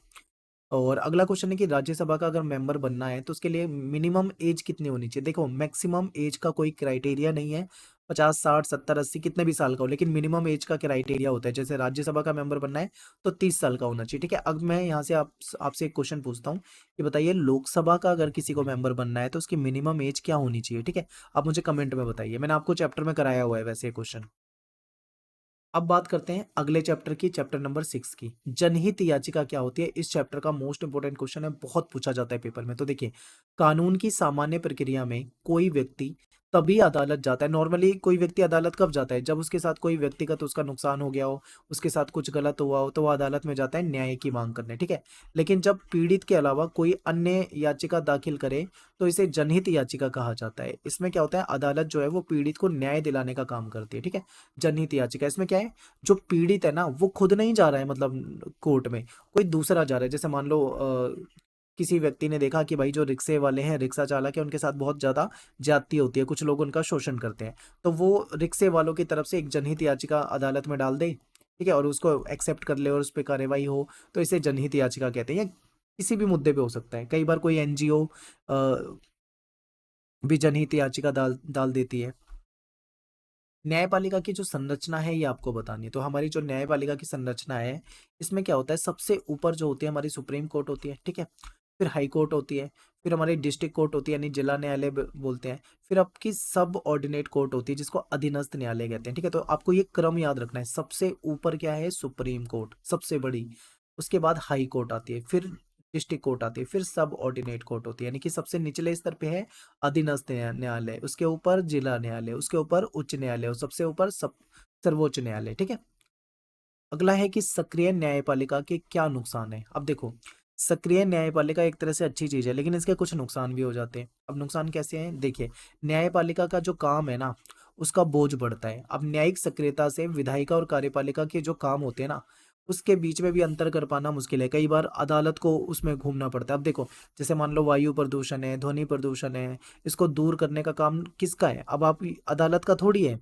भ्रष्टाचार की जांच करना, चुनाव में सुधार करना, ये सब दूसरी संस्थाओं के काम है, लेकिन फिर भी मजबूरन वो काम नहीं करते तो अदालत को इसमें बीच में आना पड़ता है, यानी कि कोर्ट को आना पड़ता है। तो कहीं ना कहीं कोर्ट में पहले से जो पेंडिंग केस चल रहे हैं उस पर ध्यान नहीं जाएगा। ठीक है, तो इससे ना उनका काम का लोड बढ़ता है। और कभी कभी ऐसा हो जाता है कि सरकार के अंगों की पहले से शक्तियां बता रखी है कि भाई न्यायपालिका का क्या क्या काम है और विधायिका का क्या काम है, ठीक है, और कार्यपालिका का क्या काम है। वो कभी कभी एक दूसरे की शक्तियों का, उसके क्षेत्राधिकार का सम्मान नहीं करते हैं। ठीक है, एक दूसरे के काम में दखल अंदाजी भी हो जाती है। अगला क्वेश्चन है कि न्यायिक पुनरावलोकन का क्या मतलब है? बहुत ज्यादा पूछा जाता है। तो न्यायिक पुनरावलोकन का मतलब है कि सर्वोच्च न्यायालय जो है वो किसी भी कानून की संवैधानिक जांच कर सकती है। ठीक है, मान लो कोर्ट को ऐसा लगता है कि कोई कानून ऐसा है जो संविधान के प्रावधानों के विपरीत है, यानी गलत तरीके से बना दिया गया है, इलीगल है, तो ऐसे में हमारी कोर्ट उसको गैर संवैधानिक घोषित कर सकती है। ठीक है, केंद्र राज्य के संबंध के मामले में भी सर्वोच्च न्यायालय न्यायिक पुनरावलोकन की जो उसकी शक्ति होती है, उसको मिली हुई है शक्ति, उसका इस्तेमाल कर सकती है। अगला क्वेश्चन है कि हमें स्वतंत्र न्यायपालिका की आवश्यकता क्यों पड़ती है। तो हर समाज में व्यक्तियों के बीच में, समूहों के बीच में, सरकार के बीच में विवाद उठते रहते हैं, तो इन सभी विवादों को कानून के शासन के सिद्धांत के आधार पर एक स्वतंत्र संस्था के द्वारा सुलझाना चाहिए। ठीक है, तो इसीलिए हमको क्या चाहिए होती है, एक स्वतंत्र न्यायपालिका की आवश्यकता होती है। और कानून के शासन का मतलब होता है कि धनी और गरीब हो, चाहे स्त्री पुरुष हो, चाहे अगड़ा पिछड़ा हो, सबको कानून के सामने समान माना जाएगा। न्यायपालिका की प्रमुख जो कार्य है वो कानून के शासन की रक्षा करनी है। यदि मान लो कोई कानून का उल्लंघन करता है तो न्यायपालिका उसको उसको सजा देगी। न्यायपालिका जो होती है वो व्यक्ति के अधिकारों की रक्षा करती है। मान लो विवाद हो जाए, झगड़ा हो जाए तो उसको सुलझाती है। न्यायपालिका ये सुनिश्चित करती है कि लोकतंत्र की जगह कोई व्यक्ति तानाशाही ना करने लग जाए। ठीक है, तो उसको भी रोकती है। न्यायपालिका किसी भी राजनीतिक पार्टी के दबाव से मुक्त होती है। ठीक है, स्वतंत्र होती है न्यायपालिका। और भारत में जो न्यायपालिका है वो निष्पक्ष है, तो बिना किसी दबाव के वो फैसले ले सकती है। ठीक है, अगला क्वेश्चन है कि भारत में न्यायाधीशों की जो नियुक्ति है, इसकी प्रक्रिया जो है, प्रोसेस जो है वो बताइए। तो मंत्रिमंडल और राज्यपाल, मुख्यमंत्री, ये सब क्या है, भारत के मुख्य न्यायाधीश वगैरह, ये सभी न्यायिक नियुक्ति की प्रक्रिया को कहीं ना कहीं प्रभावित करते हैं। भारत के जो मुख्य न्यायाधीश हैं, इनकी नियुक्ति के मामले में भी वर्षों से एक परंपरा बनी हुई है कि जो सुप्रीम कोर्ट का जो सबसे वरिष्ठ जज होता है, ठीक है, वो इस पद पे जाएगा। यानी कि जो सीजीआई होता है ना, चीफ जस्टिस ऑफ इंडिया, वो किसे बनाया जाता है, सुप्रीम कोर्ट के जो वरिष्ठ जज होते हैं उसको बनाया जाता है। 1973 में क्या हुआ था, 3 वरिष्ठ जज थे, उनको छोड़कर एएन रे को बना दिया गया था। यानी कि इससे ये पता लगता है कि इस परंपरा को एक दो बार तोड़ा भी गया हुआ है। ठीक है, फिर 1975 में एच आर खन्ना के स्थान पे न्यायमूर्ति एम एच बेग को नियुक्त कर दिया गया, ऐसा पहले भी हो रखा है।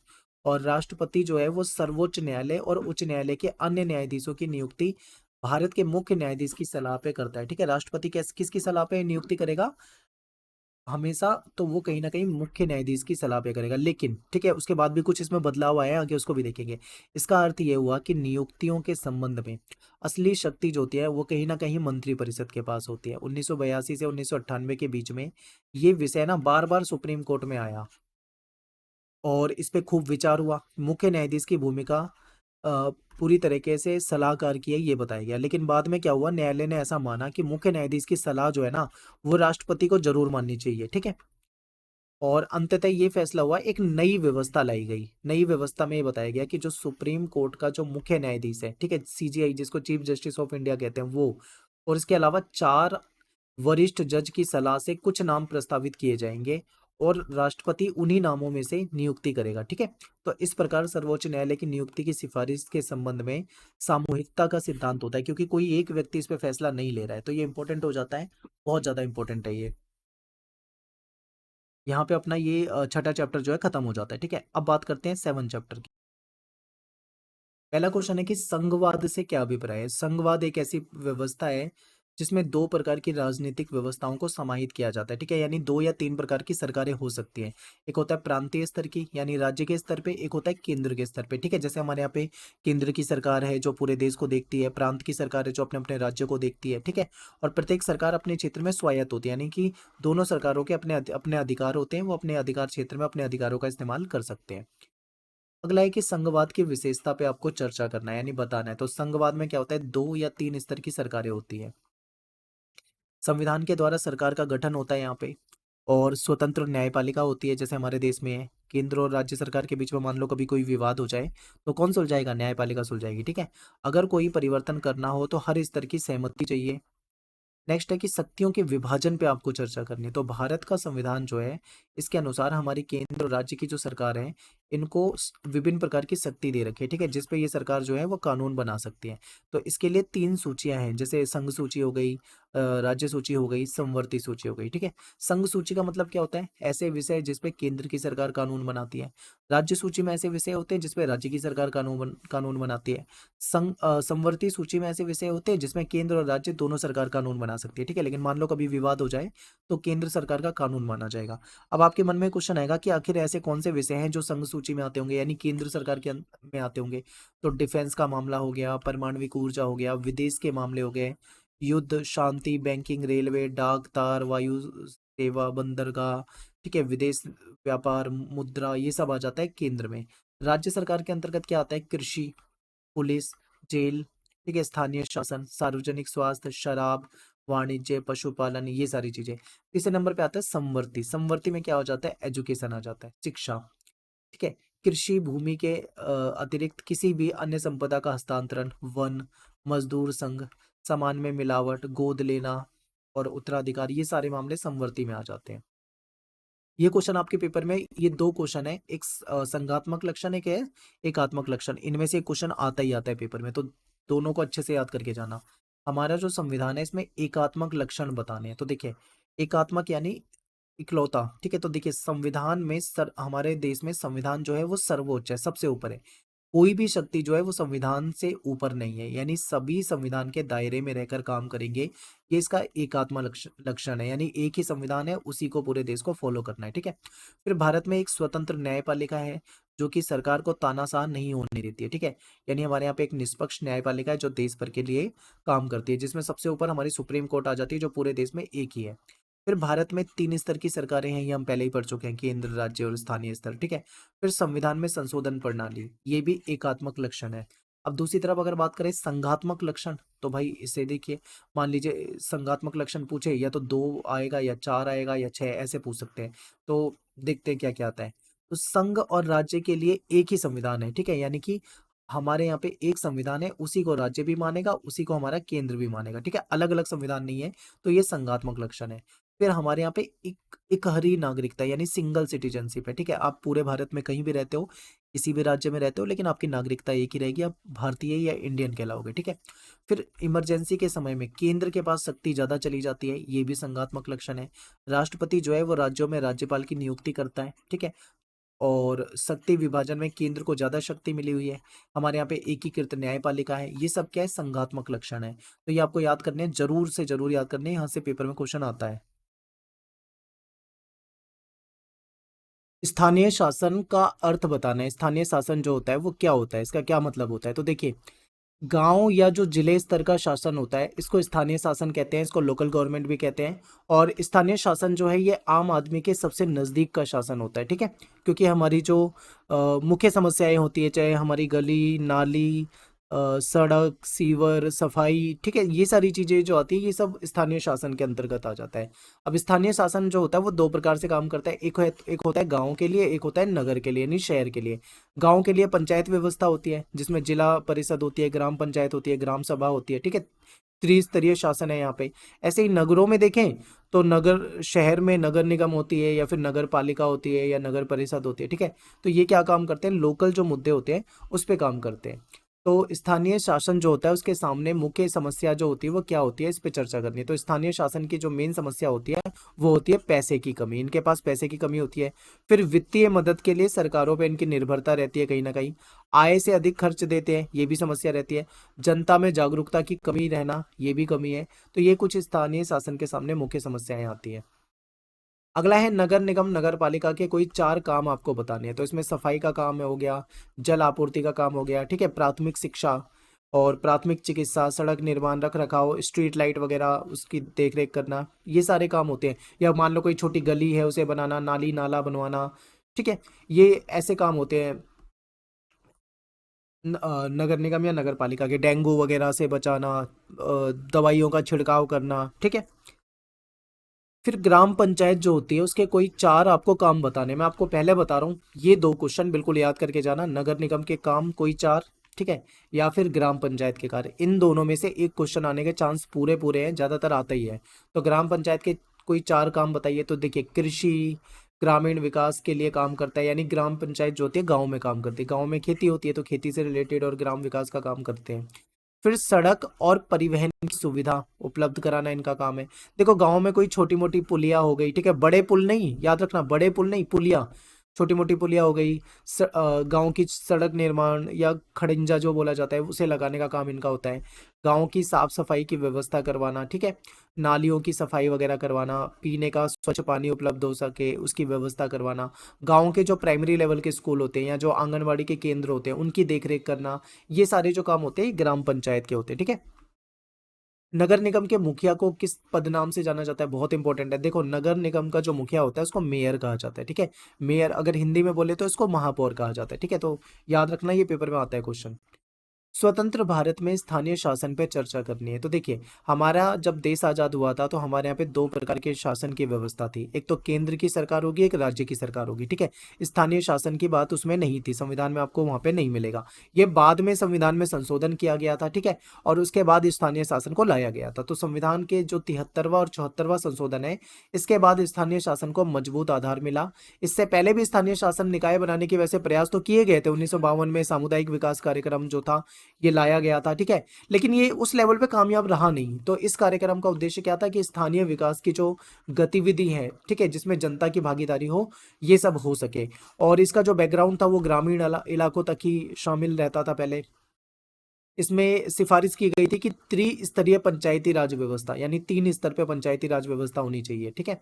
फिर सन 1987 के बाद स्थानीय शासन की संस्थाओं के लिए खूब पुनरावलोकन हुआ, गहन अध्ययन किया गया। ज्यादातर जो पार्टियां थी वो भी इसके कहीं ना कहीं पक्ष में थी। तो फिर 1989 में पीके थुंगन समिति आई। इसने क्या करा, इस पे रिपोर्ट जारी करी, अपनी सिफारिश दी। और इसने सिफारिश क्या दी, क्वेश्चन आता है पेपर में कि बताइए ये जो थुंगन समिति थी इसने क्या सिफारिश दी थी।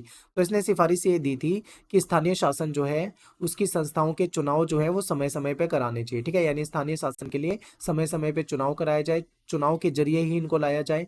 और जो जो काम करवाने हैं वो सब उसकी लिस्ट जारी की जाए, ठीक है। ऐसी संस्थाओं को पैसा दिया जाए, क्योंकि भाई कोई भी काम करवाएंगे गाँव पे या शहर में तो कहीं ना कहीं पैसा तो लगेगा ना, तो इनको पैसा फंड भी उपलब्ध। संविधान का 73वां 74वां जो संशोधन है इसके बारे में विस्तार से बताइए। तो देखिए सन 1992 में संविधान का 73वां और 74वां संशोधन जो था वो संसद में पारित किया गया था। 73वां जो संशोधन है, याद रखना, ये गांव के स्थानीय शासन से रिलेटेड है, ठीक है, यानी कि गांव से रिलेटेड है। और जो 74वां संशोधन था वो शहर से रिलेटेड था, ठीक है। गांव में क्या होता है, ग्राम पंचायत वगैरह होती है, और शहरों में नगर निगम नगर पालिका होते हैं, ठीक है। और 1993 में 73वां 74वां संशोधन जो किया गया था इसको लागू कर दिया गया था।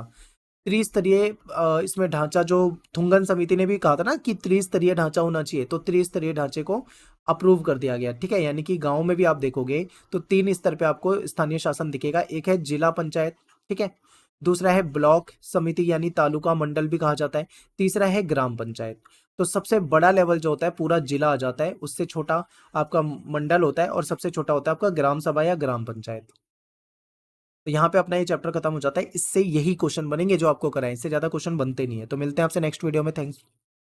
चैप्टर 9, भारतीय संविधान को जीवंत दस्तावेज क्यों कहा जाता है। तो देखिए संविधान को जीवंत दस्तावेज यानी जीवित माना जा रहा है, क्यों, क्योंकि हमारा जो संविधान है ना वो एक जीवंत दस्तावेज है। क्योंकि जब जब जरूरत हुए इसमें तब तब इसमें क्या है, आवश्यकता पड़ने पे संशोधन किया गया है, ठीक है। और समय के अनुसार ये परिवर्तनशील रहा है, गतिशील है, इसलिए इसको जीवन दस्तावेज कहा जाता है, ठीक है। बहुत सारे देशों के संविधान को पूरा का पूरा बदल दिया गया। जैसे कि मैं एग्जांपल दूं, नेपाल में कई बार संविधान बदला गया, पूरी तरीके से संविधान को समाप्त करके नया संविधान बना, फिर उसे भी समाप्त किया, फिर नया संविधान बना। तो ऐसा संविधान जो बार बार बदला जा रहा है वो कभी जीवंत दस्तावेज नहीं हो सकता। लेकिन भारत का संविधान जब से बना है तब से लेके आज तक आप ये लगा लो 70 साल से ज़्यादा, 73 ईयर से भी ज़्यादा हो गया है, लेकिन ये कामयाब है, ऐसा ही चलता आ रहा है, ठीक है। तो अब इसको और आसान शब्दों में समझे तो हम कहेंगे कि संविधान जो है हमारा एक गतिशील दस्तावेज है, क्योंकि हमारा जो संविधान है वो 73 वर्षों से भी ज़्यादा का समय हो गया है और बहुत सारे तनाव से गुजरा है, लेकिन कभी भी इसको पूरी तरीके से बदला नहीं गया। जब भी ज़रूरत पड़ी तो इसमें थोड़े बहुत परिवर्तन हुए, संशोधन हुआ, ठीक है, लेकिन इसको कभी भी पूरी तरीके से बदला नहीं गया। फिर परिस्थिति के अनुसार ये परिवर्तनशील रहकर नई चुनौतियों का भी मुकाबला करता रहा है। ठीक है, भारत का संविधान जो है हर मामले में खरा उतरा है, यही उसकी जीवंतता का सबूत है। और समय के अनुसार, परिस्थितियों के अनुसार इसको बदला गया है, इसमें चेंजेस किए गए हैं। ठीक है, और आज तक ये बिल्कुल कामयाब रहा है, इसीलिए इसे दुनिया का सबसे बड़ा लिखित और सबसे सफलतम संविधान की कैटेगरी में रखा जाता है। ठीक है, सिंपल है बिल्कुल। नेक्स्ट क्वेश्चन है कि कोई 2 उदाहरण आपको देने हैं, बताना है कि जिनमें भारतीय संसद का जो ये जो आर्टिकल हमारा जो संविधान है उसमें जो आर्टिकल 368 है, जिसके अकॉर्डिंग हमारे संविधान में संशोधन की प्रक्रिया अपनाई जाती है, इसको अपनाए बिना ही अगर हमारे संविधान में संशोधन हो सकता है तो ऐसे कौन से 2 मामले हो सकते हैं। ठीक है, तो देखिए जो आर्टिकल 2 है यानी अनुच्छेद 2 में जो नए राज्य की स्थापना होती है, ठीक है, कोई नया राज्य का गठन करना है तो उसमें आर्टिकल 368 की आवश्यकता नहीं होती है। या आर्टिकल 3 में राज्य का क्षेत्रफल बढ़ाना है, मान लो कोई राज्य है उसका एरिया बढ़ाना है तो उसके एरिया को बढ़ाया जा सकता है। ठीक है, उसमें भी आर्टिकल 368 के अकॉर्डिंग संशोधन की कोई जरूरत नहीं होती है। तो ये सिंपल है, ये आपको याद रखना है। अगले क्वेश्चन पे चलते हैं। न्यायिक पुनरावलोकन का क्या मतलब होता है? देखिए क्या होता है कि कानून बनाने का जो काम होता है हमारी विधायिका का होता है, लागू करवाने का काम कार्यपालिका का होता है, ये तो हम जानते हैं। लेकिन क्या होता है कि न्यायपालिका के पास एक शक्ति होती है जिसको बोलते हैं न्यायिक पुनरावलोकन। यानी इस शक्ति के तहत हमारी जो न्यायपालिका है वो विधायिका के द्वारा बनाए गए कानून की जांच कर सकती है, यानी उसकी समीक्षा कर सकते हैं। मान लीजिए न्यायपालिका को ऐसा लगता है कि कोई कानून गलत तरीके से बना दिया गया है, ये संविधान के अकॉर्डिंग नहीं है और उसमें उसको निरस्त करने की जरूरत है, तो न्यायपालिका उसको निरस्त भी कर सकती है। ठीक है, उसकी मतलब संवैधानिकता की जांच कर सकती है, यही न्यायिक पुनरावलोकन की शक्ति होती है।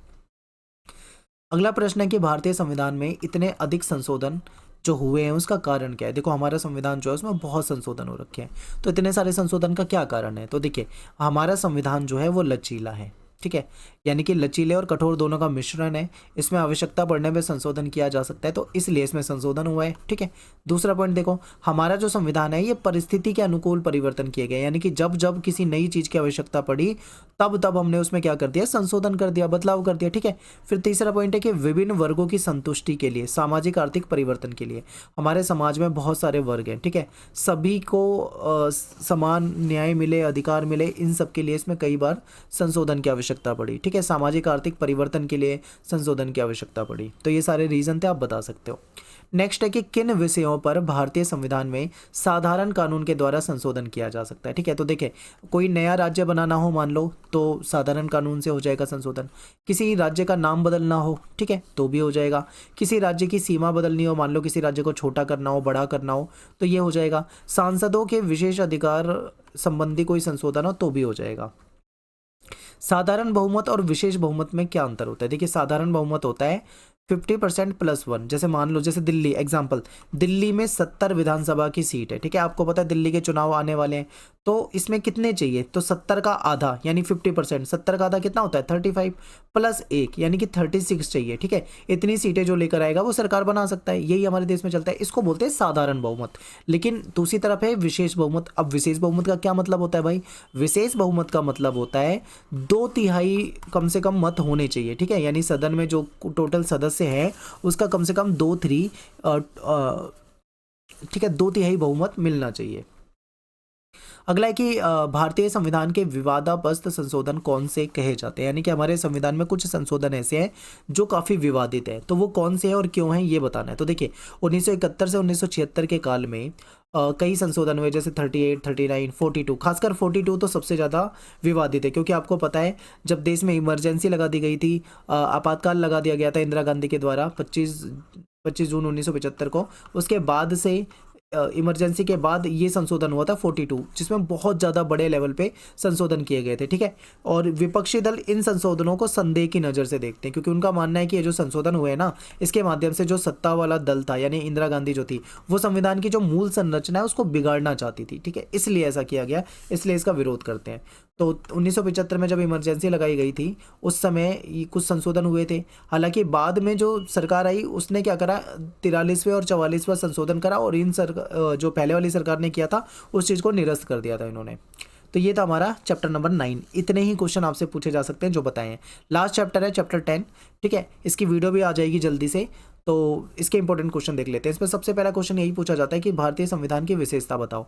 अब आप चैप्टर 1 में देखोगे वहाँ पे भी ये सेम क्वेश्चन है, चैप्टर 10 में देखोगे वहाँ पे भी सेम क्वेश्चन है, तो ये आपके लिए बहुत अच्छा है, आपको दो बार याद भी नहीं करना पड़ेगा। चलो मैं समझा देता हूँ। देखिए हमारे संविधान में क्या विशेषता है, तो आप ये बता सकते हो कि भारत का संविधान जो है वो लचीला और कठोर दोनों का मिश्रण है, ये पॉइंट बता दो। फिर आप जानते हैं कि भारत का संविधान दुनिया का सबसे बड़ा लिखित संविधान है और सबसे सफल संविधान है, ठीक है, सफल संविधान में नाम आता है, ये बता सकते हो। हमारे संविधान में मौलिक अधिकार मिले हुए हैं, ठीक है, उसकी गारंटी है, मौलिक कर्तव्य है, सार्वभौमिक वयस्क मताधिकार है, यानी 18+ जो है हमारे यहाँ पे वो वोट दे सकता है, चाहे किसी भी जाति, किसी भी धर्म, किसी भी जेंडर का हो, कोई फर्क नहीं करता है, ठीक है। हमारा संविधान, हमारे यहाँ पे धर्मनिरपेक्षता है, यानी राज्य अपने आप को धर्म से अलग रखता है, राष्ट्रीय एकता, संसदीय शासन प्रणाली, यहाँ पे सिंगल सिटीजनशिप है, यानी कि पूरे देश में कहीं भी हो आप भारतीय ही कहलाओगे, संघवाद है, ठीक है, संघवाद के तहत हमारे यहाँ पे आप देखते हो केंद्र की सरकार है, राज्य की सरकार है, स्थानीय शासन है, ठीक है। तो ये सारी बातें हैं। अब इसमें से पेपर में क्वेश्चन आएगा मैक्सिमम से मैक्सिमम 6 नंबर का, 6 पॉइंट लगेंगे, 4 नंबर का आता है 4 पॉइंट लगेंगे, ठीक है। आपको जितने सारे पॉइंट नहीं लिखने, कोई 4 कोई 6 पॉइंट आप याद कर सकते हो। अगला क्वेश्चन है कि संविधान का राजनीतिक दर्शन क्या है। तो भारतीय संविधान विभिन्न लोकतांत्रिक मूल्यों जैसे स्वतंत्रता, समानता, लोकतंत्र, सामाजिक न्याय, ठीक है, राष्ट्रीय एकता, इसके लिए प्रतिबद्ध है। यही हमारे संविधान का राजनीतिक दर्शन है, यानी कि इसकी पॉलिटिकल फिलॉसफी है, आप ये मान लीजिए। क्योंकि हमारे संविधान के तहत जो स्वतंत्रता है इसको बहुत महत्व दिया जाता है, समानता को बहुत महत्व दिया जाता है, लोकतांत्रिक व्यवस्था को बहुत ज़्यादा महत्व दिया जाता है, न्याय को बहुत ज़्यादा महत्व दिया जाता है, ठीक है। तो ये सारी बातें आप बता सकते हो। अगला है कि सार्वभौम वयस्क मताधिकार का क्या अभिप्राय है। तो आप जानते हैं कि हमारे देश में जो व्यक्ति 18 वर्ष का हो गया है, जो भारत का नागरिक है, उसको मतदान करने का अधिकार होता है, ठीक है, चाहे वो किसी भी जाति का हो, किसी भी धर्म का हो, किसी भी वर्ग का हो, ठीक है, उसका लिंग कुछ भी हो, वो बिना किसी भेदभाव के मतदान कर सकता है। संविधान सभा की बहस के बारे में आप क्या जानते हैं। देखिए संविधान जब हमारा बन रहा था, आप ये लगा लो 2 साल 11 महीने 18 दिन का टाइम लगा था। तो इतने समय में जो संविधान बना था, तो संविधान सभा में बहुत बार बहस हुई थी, ठीक है, वाद विवाद होती थी, बहस होती थी, चर्चा होती थी, अलग अलग दृष्टिकोण होते थे, ठीक है, लोग अपने अपने नज़रिए से खूब चर्चा करते थे। तो इसका संकलन कई खंडों में होता था, ये न्यूज़पेपर में छपता था और पुस्तकालय वगैरह में भी इसको देखा जा सकता है, ठीक है, इन बहसों को। तो यही जो है इसी के बारे में आपको इस क्वेश्चन में बताना है। ये अगर पेपर में आता है तो ज़्यादा से ज़्यादा 2 नंबर 4 नंबर से ज़्यादा में नहीं आएगा, ठीक है, लॉन्ग क्वेश्चन में नहीं आएगा ये। अगला क्वेश्चन है कि संविधान की जो प्रस्तावना है इसमें 4 ऐसी मूल्य या आदर्श बताओ जो इसमें बता रखे हैं। तो आप देखते हो हमारे संविधान की प्रस्तावना में समानता की बात है, स्वतंत्रता की बात है, सामाजिक न्याय की बात है, बंधुत्व की बात है, ठीक है। तो ये सारी चीज़ें, धर्मनिरपेक्षता, समाजवाद, और भी पॉइंट बता सकते हो, लेकिन 4 पूछे तो अपने को 4 ही बताने, ठीक है। हमारे संविधान का राजनीतिक दर्शन क्या है। तो स्वतंत्रता संग्राम के दौरान जो हमारे आदर्श संजोए गए थे, जो मूल्य हमारे संजोए गए थे, उसको लोकतांत्रिक और शांतिपूर्वक ढंग से अपनाना, ठीक है, उसका सम्मान करना, अपने राष्ट्रीय महत्व, स्वतंत्रता संग्राम को महत्व देना, संजोए रखना, यही हमारे संविधान का राजनीतिक दर्शन है, ठीक है। तो यहाँ पे अपनी ये जो बुक है, बुक 1 है ये, ठीक है, बुक 1 कंप्लीट हो जाती है। आई होप आपको सारे चैप्टर अच्छे से समझ में आए होंगे, और चैप्टर की वीडियो जरूर देखना, डिटेल में सारे चैप्टर कराए हुए हैं, ठीक है। ये तो इंपॉर्टेंट क्वेश्चन की वीडियो है, इसको देखोगे आप आराम से पास हो जाओगे। अब आपकी बुक 2 जो है वो कमिंग सून है, यानी बुक 2 के इंपॉर्टेंट क्वेश्चन भी बहुत जल्दी मैं बनाने वाला हूँ। एक वीडियो अलग से आएगी जिसमें आपके बुक 2 के सारे चैप्टर के इंपॉर्टेंट क्वेश्चन एक ही वीडियो में करा दूंगा, ठीक है। तो आपको आसानी होगी, बार बार ढूंढने में दिक्कत नहीं आएगी। तो मिलते हैं आपसे नेक्स्ट वीडियो में। Thanks for watching. जय हिंद, जय भारत, और ज़्यादा से ज़्यादा कमेंट कर दो ताकि मैं सेकंड बुक जल्दी करा दूँ।